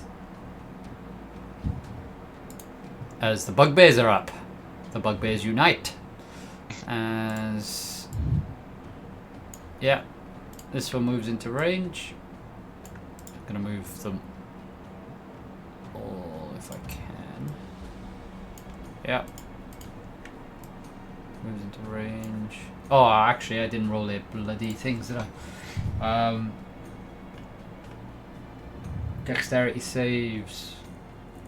Oh, all the bugbears failed. So they all take 26 points of damage. Luckily, all of these look pretty strong, FYI. Like, Lovac will know. One of them is looking in a little bit of a dire state. But the majority of them are in a... Yeah, they look pretty beefy. As this goblin falls to his knees and seems to go unconscious.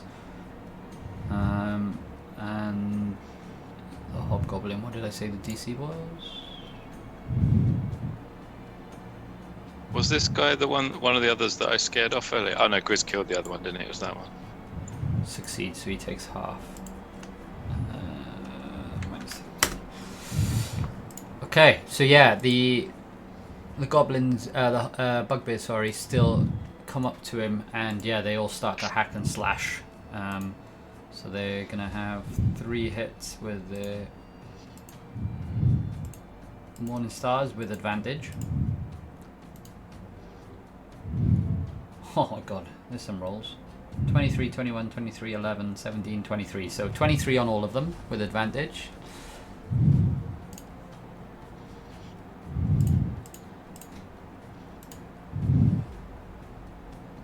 combined, they managed to do 42 points of damage to this creature. As they smash in with their morning stars, as you can see this creature's form starting to like dissipate and like try to dodge these attacks. As it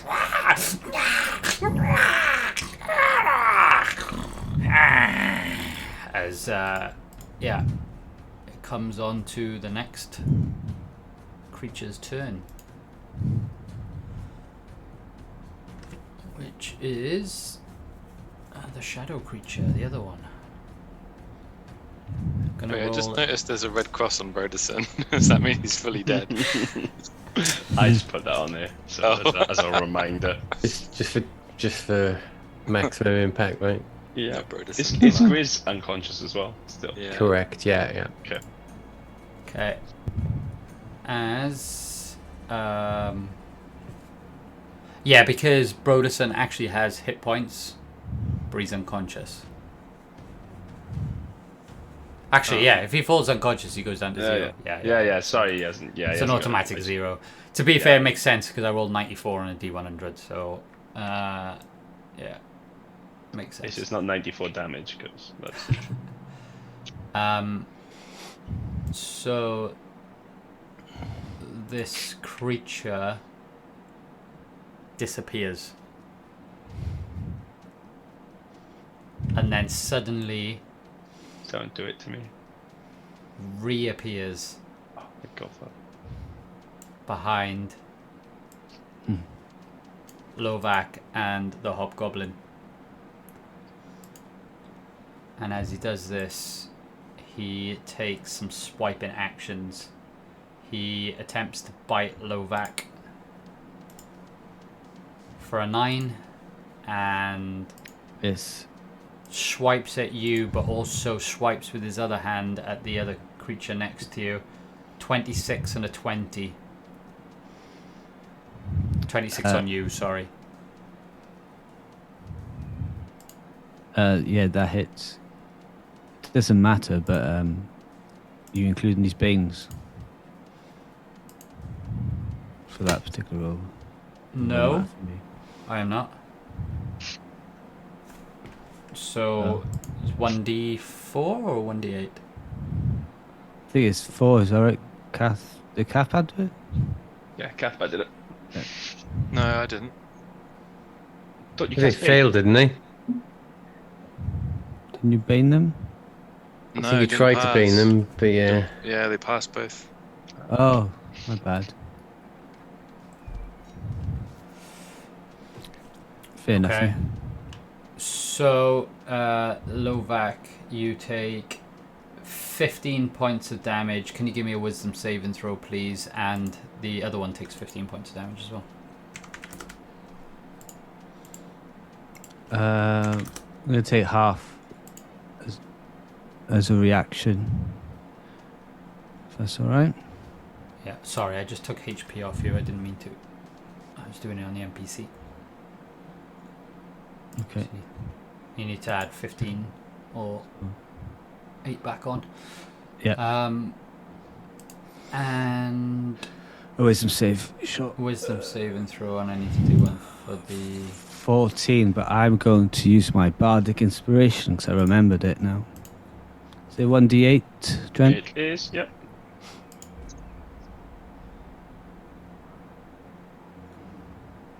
Plus 7. Yeah, that succeeds to 16, right? Yep. Yeah. The Hobgoblin failed, so he's now afraid.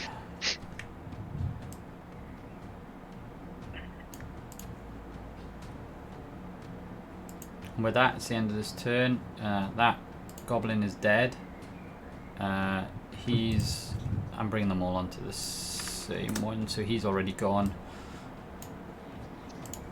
So, Lovak, yeah. Oh dear.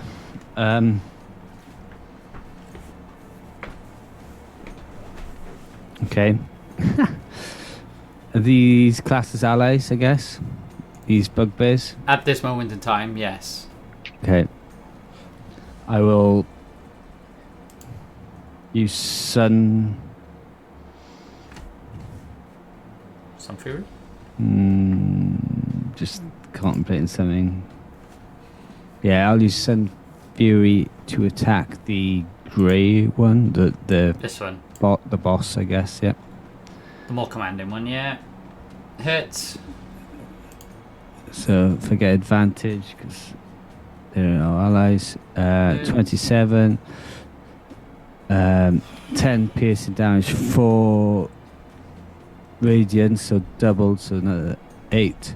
So it's 18. And then 19 for the sneak attack as well. 37. Yep. And then I'm going to turn around with my offhand and swipe at the darker one with my short sword of wounding. Hey. Oh, nice. Fuck. I don't get my sneak attack on that though. No. They still get damage dice though, which is going to be pretty nice. Nice. So 6 plus 6 is 12. So technically I don't get my proficiency, so -3. Okay. So 9. Yeah. Plus 1. Plus 5. So yeah. So 15. And I don't get the You don't get the other one. So minus 15. As, yeah, it lets out a shrieking howl. fuck. Yeah, that's unfortunate, isn't it? Still a good round, right? We got this, And- guys. We got this. If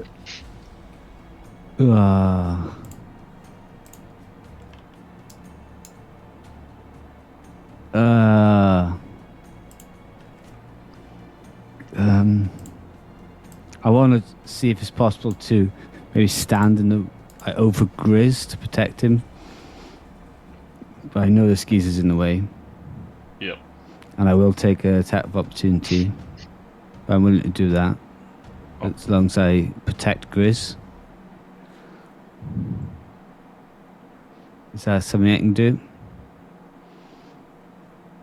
I mean, I'm not sure of anything in the rules that says you can give somebody some cover, but I suppose it depends on the type of So yeah, basically damage I or can attempt. kind of step over him. So if they were to attack Grizz, then you attack me instead. Does that make sense? Yeah, we'll allow it. Okay, so I just move places with this other bugbear. Cool. Yeah. And Just to be clear, though, that yeah, you swap with him, is it? yeah, if that's is that cool? Or are you standing on Grizz himself? Yeah, but I know that's mechanically not possible. But yeah, that's what it'd be like in real day. Yeah. Okay. I just want to be sure where you're stood. Are you in that square mechanically? I don't think I'm allowed to end my turn In another player's in- turn. Yeah. yeah, Okay, another- yeah. So in which case, we'll say you are where you are, because it wouldn't have mattered like if you switched your spot. Anyway. It's just for kind of drama and theatre. Yeah. Yeah. I get it. So not happy with that. And if anything, the little bit of a switcheroo has kept his focus as it looks out towards this direction and it lets out a shrieking blast. Can Lovak, Cathbad, make me a dexterity saving throw, please? As well as the bugbear and the hobgoblin. 15. 18. Do you need Nice. one off Grizz and Nice Rodison as well? rolls. No, because they're not in range. This is a different move to the one earlier. Because this is a legendary action. So 15 fails, 18 succeeds. Also 15 and 10 fails. So as this howling shadow blast comes out from this creature in a conal arc, those who failed, you take 26 points of damage. As I just need to double check. And 13 for a pass. I kind of feel like these creatures are a bit OP. No, we got this. No, we have. Like, this is. Okay, As okay. this hobgoblin drops to the floor. I'm glad of the leadership you're providing, Drent, from all the way across the other side of the map. You know. We got this. We are going to slaughter them. Just watch it. My next turn, you know. Okay. And this bugbear takes 26 I points believe of in you. damage. Do I take 13? If you take half, yeah, because you Yeah. succeeded, yeah. I'm gonna Otherwise, you'd take be half down. as well. I take half through my feature Yeah. Dexterity saving throws are saving you tonight. evasion. Yeah. Yeah. And that was a legendary action, which brings us on to the hobgoblin who's just fallen. So he's down. Brings us to the top of turn order, Broderson. It's down. As again you see this resonance go through this creature as his form becomes slightly smaller but seems to rejuvenate itself. Broderson ends his turn. So Broderson doesn't need to do a death saving throw then, does he? Because he was just because of how he went down, is it, or something? I have done one. I'm just. Oh right, okay. I don't know if I needed to or not, but Yeah, I was just unclear. I was just unclear because you said you got made unconscious by a status effect. So I was just like, Yeah, it's a status effect. Doesn't have to roll death saves. okay, cool. Just unconscious. Yeah.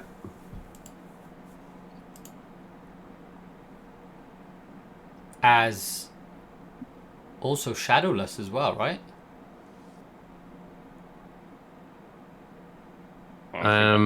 Yeah. So yeah. Yeah, say, I mean, That's what made him like he is.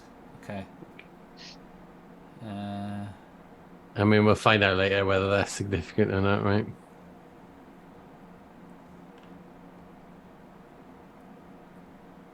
Okay. So additionally, on top of his current state of unconsciousness, his strength and dexterity scores have been reduced by 2.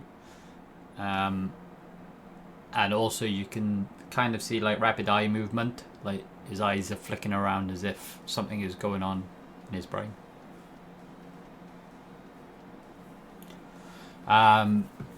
Which brings us on to Catbad. Okay. I think I can do something. I'm going to cast... I'm going to use my bonus action first. And I'm going to cast Healing Spirit. Which is the one where you can cast a mystical creature on a spot and then cause it to heal and then move around. So I'm going to cast that one on the spot where Grizz is. So let me think of what creature I can make it. I'm going to make it into like an ethereal Allosaurus. Oh, okay. It's turtle. Yeah, just like a little turtle that's snapping around in the air. So that's going to be cast on the square that Grizz is, and then we'll heal for 1d6. No, I'm casting at 3rd level, so heal for 14. Nice. That's pretty so good. I don't know what to. Should I just put like a little circle there or something? I should be blue or something. So is that the one that stays up for multiple turns then, is it? Yeah, so it can heal for hang on, where is it? 1 plus however my spell modifier, I think.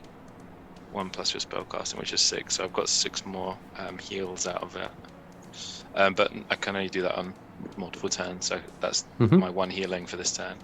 So yeah, 14 healing. That's my bonus action. Then as my action, I'm going to use Wild Shape to transform into an Allosaurus. Please, Mike. Here we go. Cathosaurus Rex. Yep. Right. I'm now starting to think Drent might be onto something about the tide turning. We'll see. I've got some gauntlets that give me some boosts now, so let's see if they help. Something else about the gauntlets, but I don't know if they're going to have a huge effect at the moment. Just have a look at that.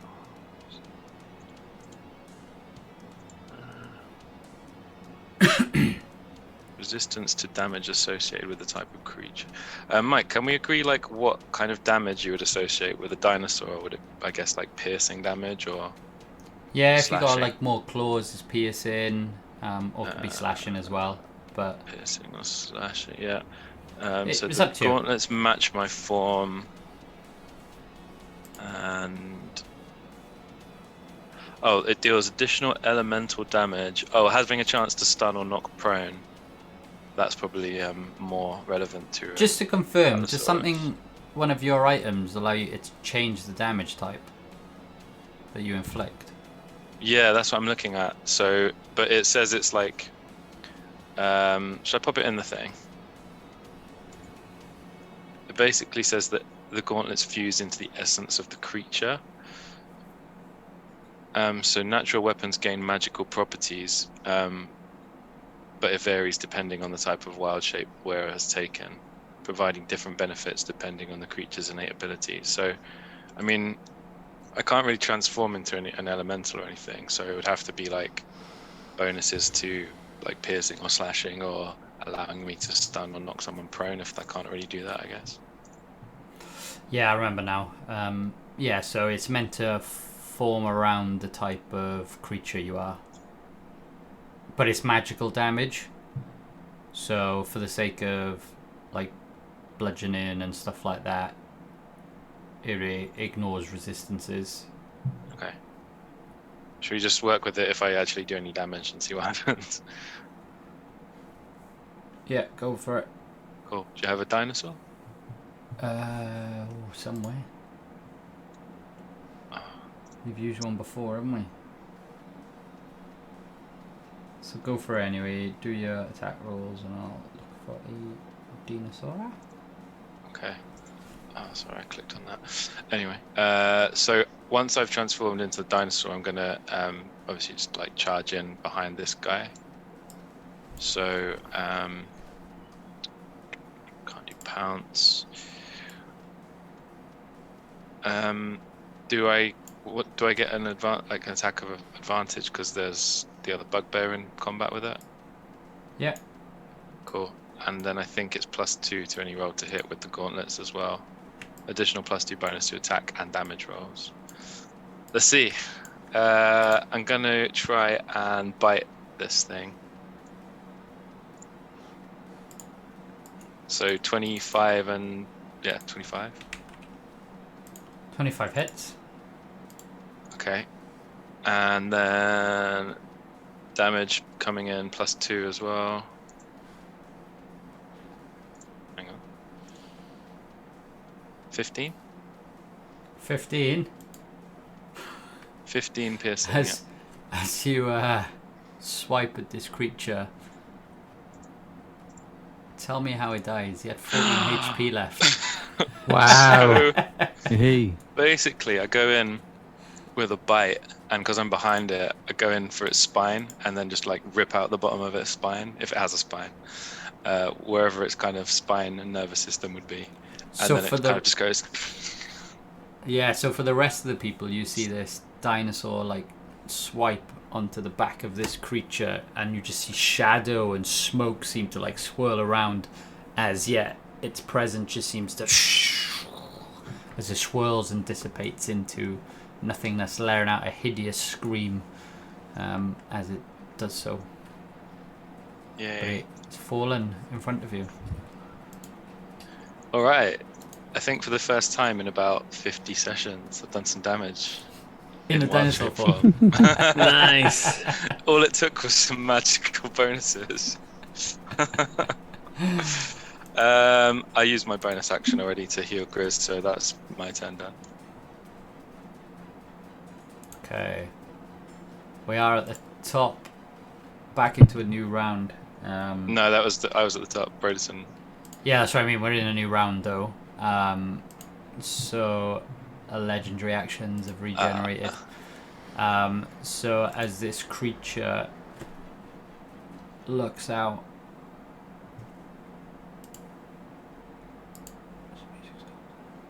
Oh, I need to put my health in. And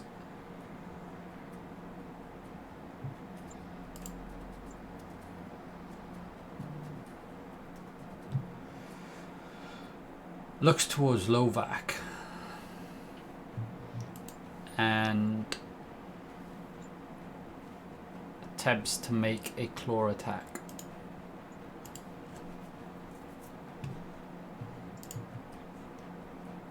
$26.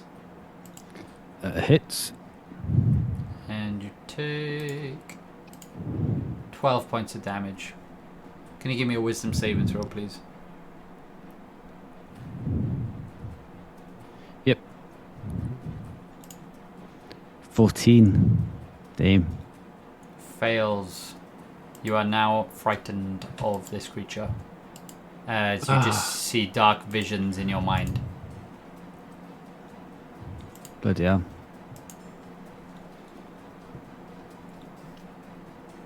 Grizz, yeah. Ooh, this is a tough one.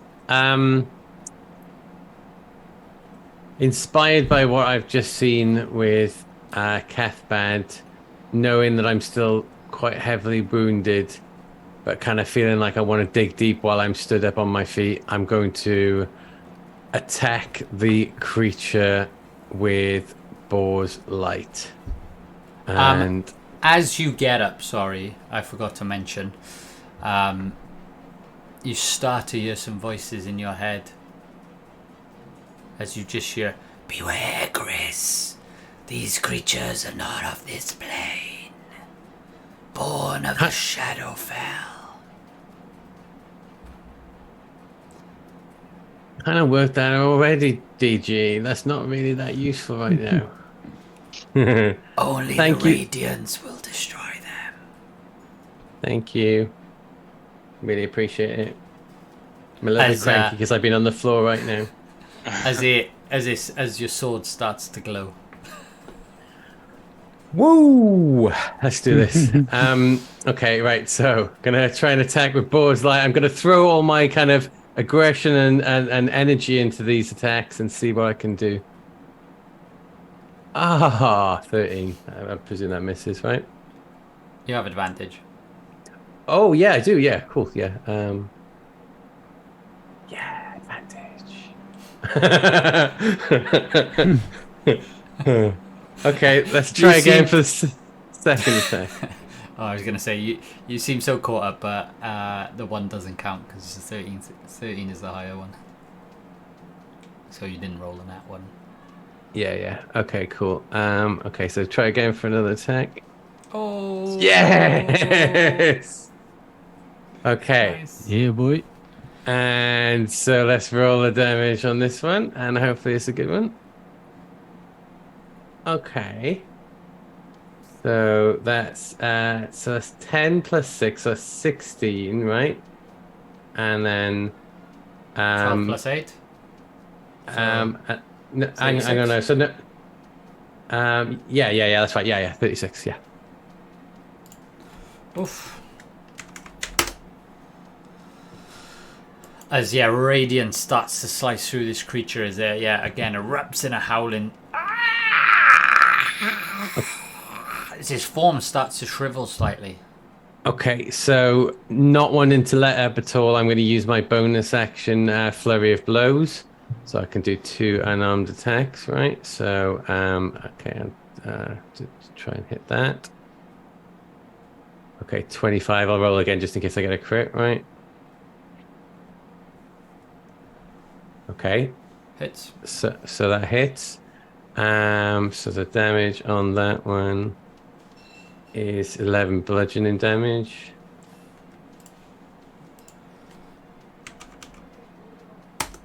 And because I've hit with a flurry of blows, I can do the what's it called, the one where I can like try and knock him prone or knock him back. So yeah, where's that one? Sorry. Can you use both? No, I was just double checking that. Sorry, yeah, I was just Because they're both bonus actions, right? Flurry of blows is a bonus action, as is the hang on not a minute, prone I'm one. just, yeah, hang on a minute, I'm just having a look at. Yeah, as I realised, I was like, can I do that? But that's typical. I can't find the. Oh yeah, no, no, this is fine because yeah, whenever you hit with your flurry of blows attacks, that's so this is a special thing that comes as a result of the flurry of blows. Okay, so yeah, basically, a strength saving throw of 13. No, sorry, a dex saving throw of 13, and if they fail, they're not prone.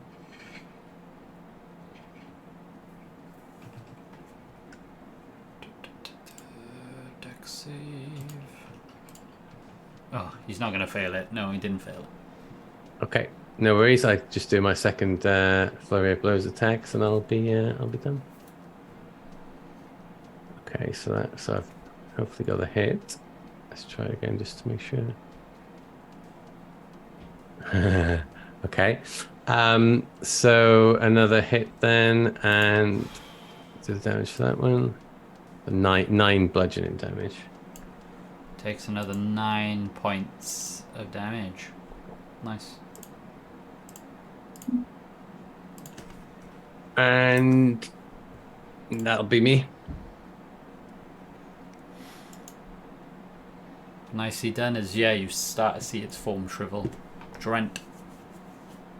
Trent is going to move up to here. See Brodesson unconscious, and is going to bonus action healing word Brodesson. First level, you don't get no second level spells. For 7 hit points. Does it heal him? Yeah. He's sick. He's alive. He's alive. And that was my bonus action. So for my action, I am going to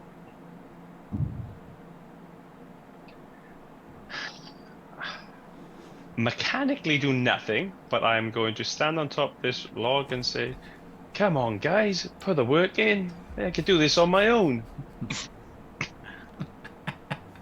And that's all I'm gonna do. I could shoot an arrow, but nah, that's way cooler. Mike, can you roll for the morale reduction from him standing off on the distance, saying these things? And give him some dinosaur side eye. Imperious, on top of this log, one leg on it. We'll see what the morale reduction is now as the creature uses its second legendary action and looks directly towards Grizz, Lovac, and the other bugbear stood next to Lovac. And these shadows blast out from it once again. Can you all make a dexterity saving throw, please? Shall I just take myself down to 0 now and just save the hassle? 11. Allosaurus have less dexterity than humans. Oh no. No, Cathbad, you're alright. You're not in range.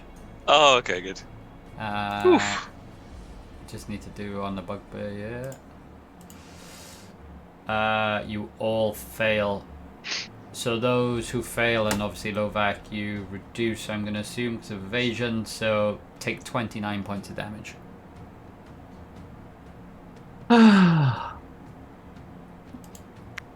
Down. I'll be on the floor if anybody needs me. Same. You're down. Yep. Haven't you got evasion? Yep. Half of 29 is still a lot. Yeah, like I've only got like 59 points total. Your health on mine says you had 22. Oh, I had 10. Oh, okay. So As Gray's they all low go back. unconscious, though, can they all As- just look up and see the gleaming light behind Drent's figure and just be like, he's got this? So yeah, as Drent brings out this marvelous speech, you both fall as this shadow creature lets out just a massive breath of air, and shadow just devours you. As it's actually the creature's turn, and I need to roll a d6. Oh fuck.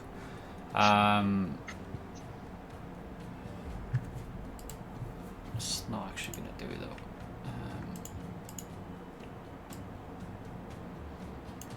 As he just turns around.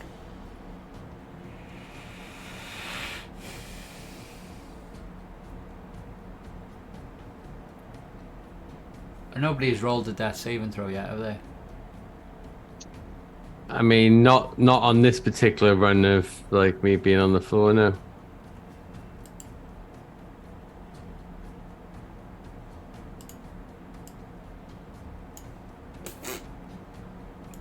Yeah, sorry. Can on, let's go. everybody within 60 feet please make a dexterity saving throw, please? Another one. So that's just Obviously, the people if you're standing up, unconscious, right? it's a fail, Yeah. automatic fail. Yeah. Nice. That one counts. Hell yeah. Yeah, Nat it's one better. into There's a nat lot. 20. There's a lot riding on the Allosaurus right now. I'm telling you that was.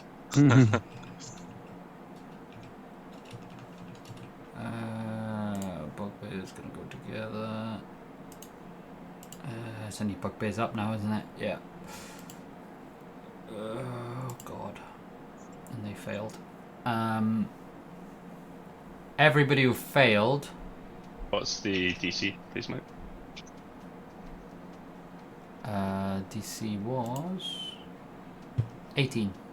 Oosh, Drent failed. Oh no, Broderson failed. Everybody within 60. Oh no, sorry, 16, not 18.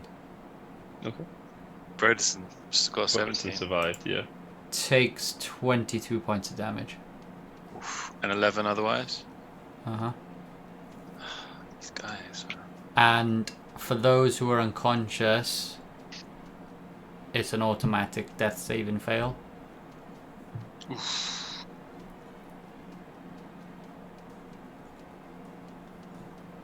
So just to clarify, he did his attack, then he did his legendary attack straight after. Other way He around. did Other way his around, legendary okay, attack yeah, at the end sorry. of the last person's go, and he did his attack now on it's his his guy. go. Yeah. Cool. And that was his action as he. So who's down now? Lovak, Grizz, Broderson. Nope, Broderson's up. Broderson has evasion, so he took no damage. Okay, so the creature looks at Broderson and... Oh no, he's already taken his shadow. But these other bugbears, were they like? Yeah, he looks down at one of these bugbears. One looks worse off than the other as he looks at the seemingly worst off one and attempts to devour its shadow.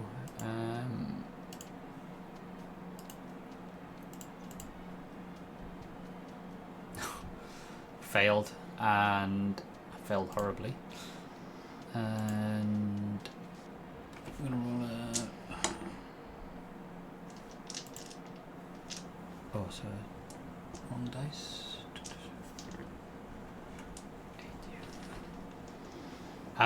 Becomes stunned.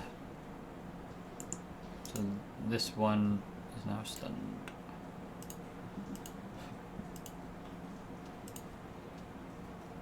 He's dead. So this other bugbear that didn't get impacted by that turns around and takes a swipe with his Morning Star twice. Both miss. 3 and a 9. One awful rolls. Oh no, the 3 was the other one. One sec.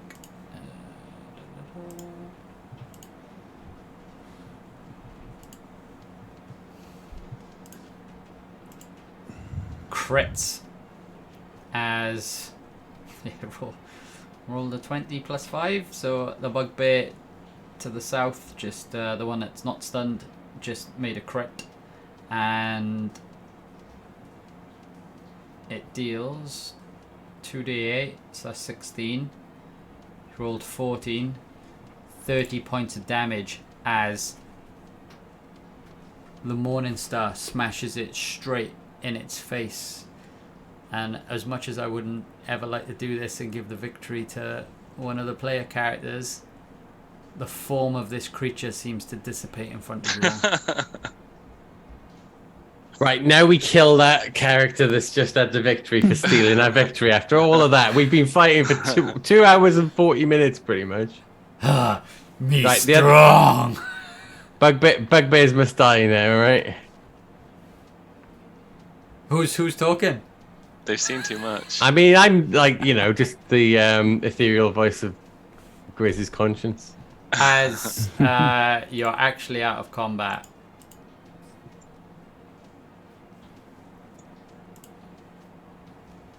Interesting.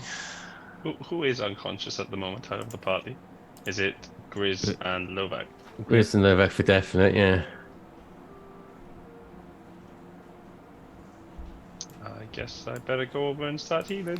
Hold on, the healing spirit's on Grizz, so I don't think he Yeah. is. So he'd bounce back up on. No. So this the blue thing healed him once, but then he got knocked down again. I have to use an action to make it heal again. I thought if you start your turn in this space, it heals, right? If you started your turn in the space and it didn't heal you maybe. when it first landed. Let me just double check. So I don't think Grizz... Yeah, so I don't have to use the spell slots if you can keep moving it around to heal people. Whenever you or a creature you can see moves into the space for the first time on a turn or starts its turn there, you can cause it to restore. So I have to. Okay. Yeah. Yeah. So you can heal Grizz now and then move it on. Oh yeah, I can do it now. That's what I mean. Yeah. Yeah, that's fine. Yeah. So as you do that and you're healing Grizz, this other bugbear runs over to Lovak and looks down and starts to try to help him. As he's there frantically, trying to do, banging your chest. I think So is the it just bug Lovak down? way is to move the tongue, right, in the mouth. And then moves towards your tongue. I'm just gonna go, and then move my healing turtle onto Lovak and heal him as well. Okay, so I'm back up, and just in case, I'm going to use my once a day, heal myself thing to heal 24 points. As you come up as well, Drend is now stood on this log, looking very regal, and the sun behind you. Oh, the light off the fire behind him make him look so epic. Sorry, Trent, we can barely see you. You're so far away. I'm wondering if you're trying to look regal there or something, but it's not really coming off because you're stood on a log. Someone's got to pick you up every time you go down, Grizz. Look, I went down a few times there, and I really appreciate everyone who helped to keep me on my feet. That goes without saying. I think next time you should probably let me fight them on their own, or at least just me and Cathbad. I mean, that could be arranged. Right, Lovak, you're happy with that? We can just So Lovak is currently unconscious, but I've healed him for 4. Yeah. okay. I was going to say the actions of the bugbear actually stabilized him before the healing came in. That's fine. You can have 4 hit points, Lovak, just as a safety. Oh, yeah, I did. Is there any more where that comes from? So I've actually got 3 more heals out. No, wait, 4 more heals out of it. So because I'm a dinosaur, I can't really probably ask you. So I'll just go back and forth a couple of times. So Grizz, you can have another. Hang on, where's my thing? So as you're just healing people, just let them know who you heal. Okay, so that's 6 more for Grizz. Low Yeah, I'll just back, type it in. You can carry on. Thank you. this bugbear is towering over you as you sort of get the air back into your lungs, and you look up at him, and he's got oddly familiar features to you. Is he it goes- Lovak's dad? As he says to you, Brother? Ah. What the fuck? and he's a Oh boy. substantially younger bugbear than you.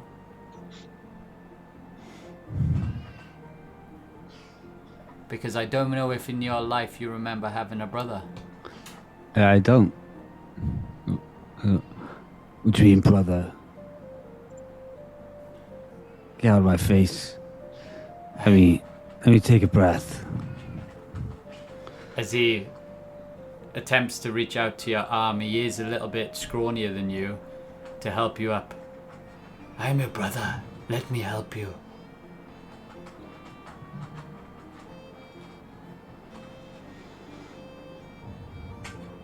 I know those markings upon your body.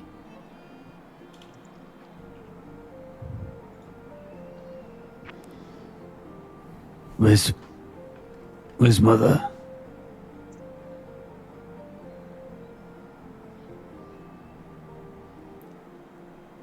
Mother is taken. What do you mean? This dog. What do you mean?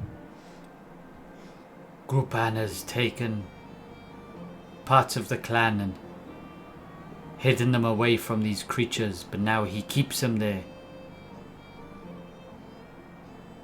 I thought she left Grupan. No. He found a way to bring them back.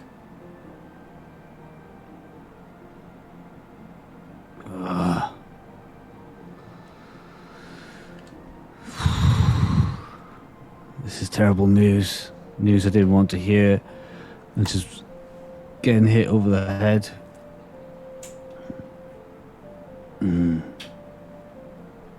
What do I call you? And how can I believe you?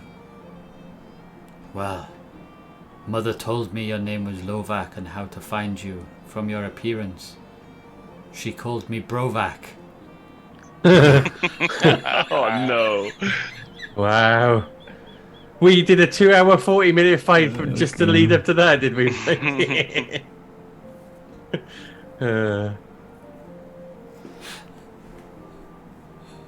Wow.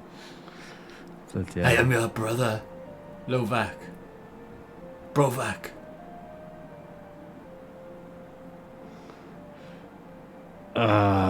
These are my brothers, not you.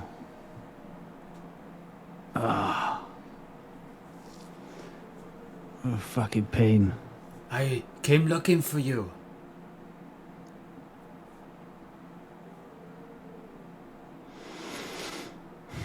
I wanted to come to the town because they said you had joined them.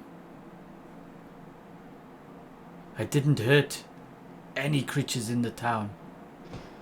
No humans, no dwarves. Oh, Ironwater? That was you? Ironwater. That was them. They said Bugbear's attacked. Yes. The ones you see dead around you and this stunned one right here, who's still stunned, by the way. This guy's still stunned. Carried on being stunned with this revelation. Shit. I needed to find you to help find our mother. Well, is Grupan still in the ranges? Yes, in the mountains.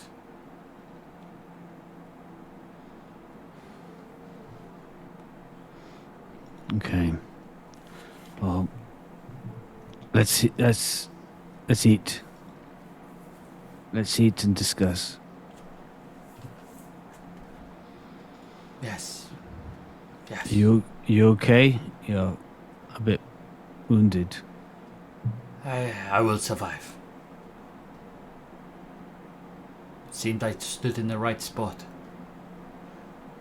And my nimble form managed to avoid most of those creatures' shadowy horribleness. They killed so many of us. Did Brovac? Where was Brovac? Was Brovac like at the campfire at the start? What one was he? No, Brovac was hidden in the tree up here. Oh, okay. So basically, bugbear form that they tend to lay traps, and some of them hide in trees and wait and watch.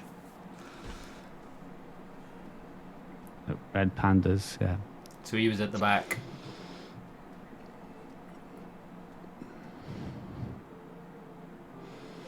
Crazy.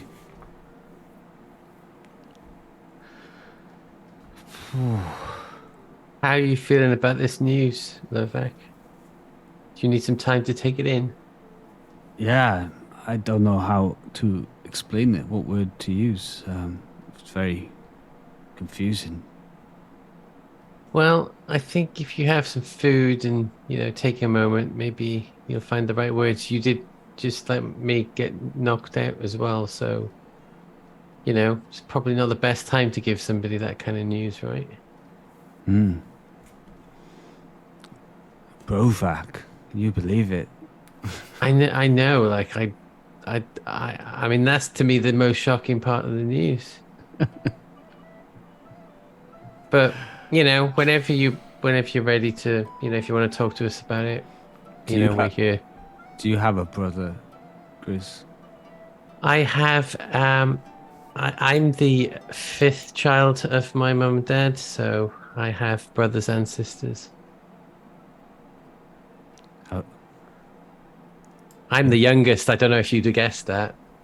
How should an older brother react? Treat a younger brother? Well, what are the responsibilities? My oldest brother resented every one of us that came after him, I think. Resentment, got it. Yeah, I don't know if that's the right way. I mean, he still cared for us all, but he kind of felt like he lost a little bit of something each time a new one of us came along. Oh, there's so much to digest. Well, your idea to have some food's probably a good one, right? Let's sit down. We deserve some grog after that. Yeah. And as this is happening, your sword starts to emanate once again, Grizz, as it starts to speak in your mind. Okay.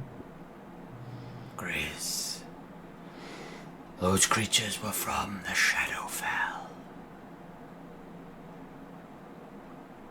Is that why they were so shadowy? Yes. You did well to destroy them.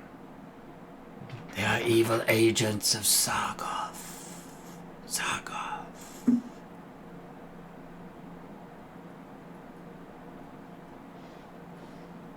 Okay, that's really good to know. I'm gonna make sure I let the rest of the party know about all this. Yes, Grizz.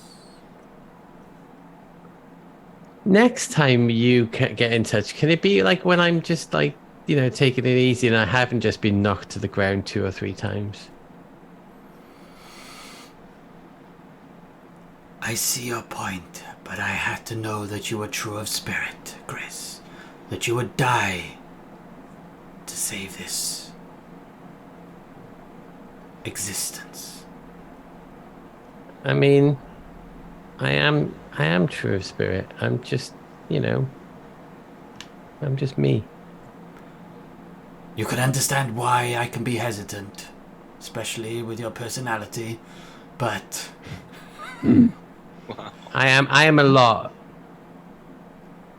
but true actions speak words more than words. And your actions spoke the truth today. I was sent by Boar to watch over you to discover your true nature, which I can now see is inherently good. Thanks, DG. There is much I can tell you now. But perhaps some listening. rest. Unless you want me to tell you, but what I have to tell you would take some time. Okay, you can tell me in the morning.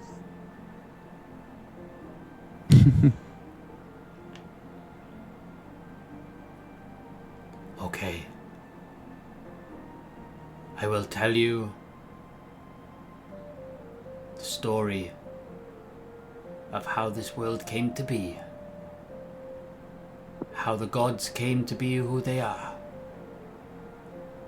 And how those now that you fight against deliver such evil, and what it is to destroy them. But perhaps that shall wait till next session. So, in a different style for a change, we'll finish before 10 o'clock. Ah, Yeah, the morning, after that in particular, I'm not no arguments here.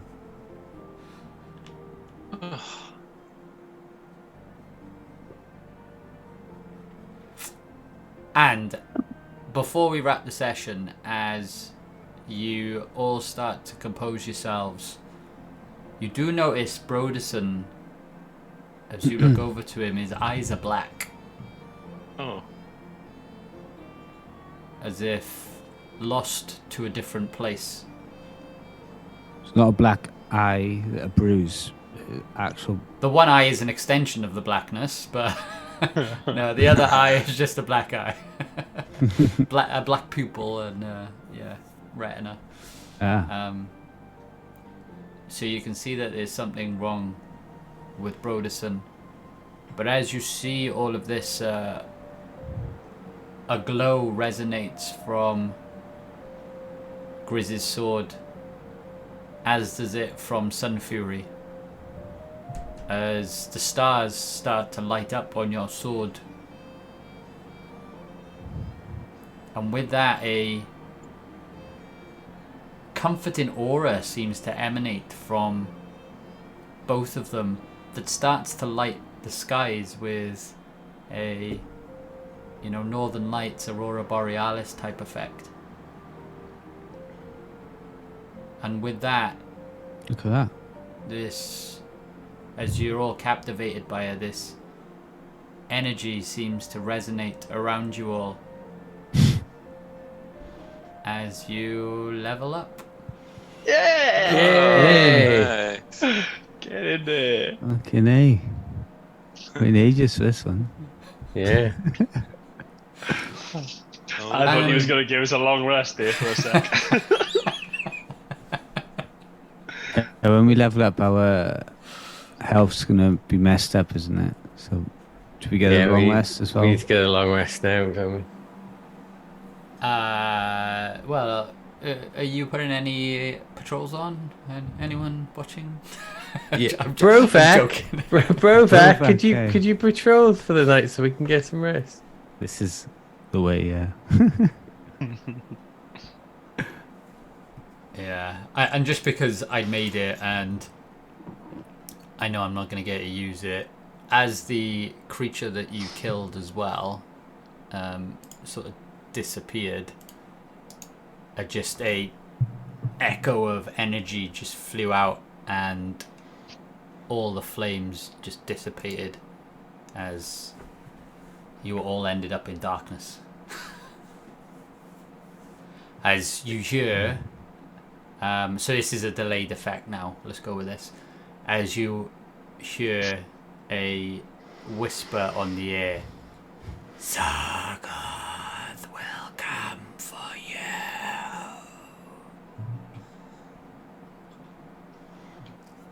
as it whittles away into the distance.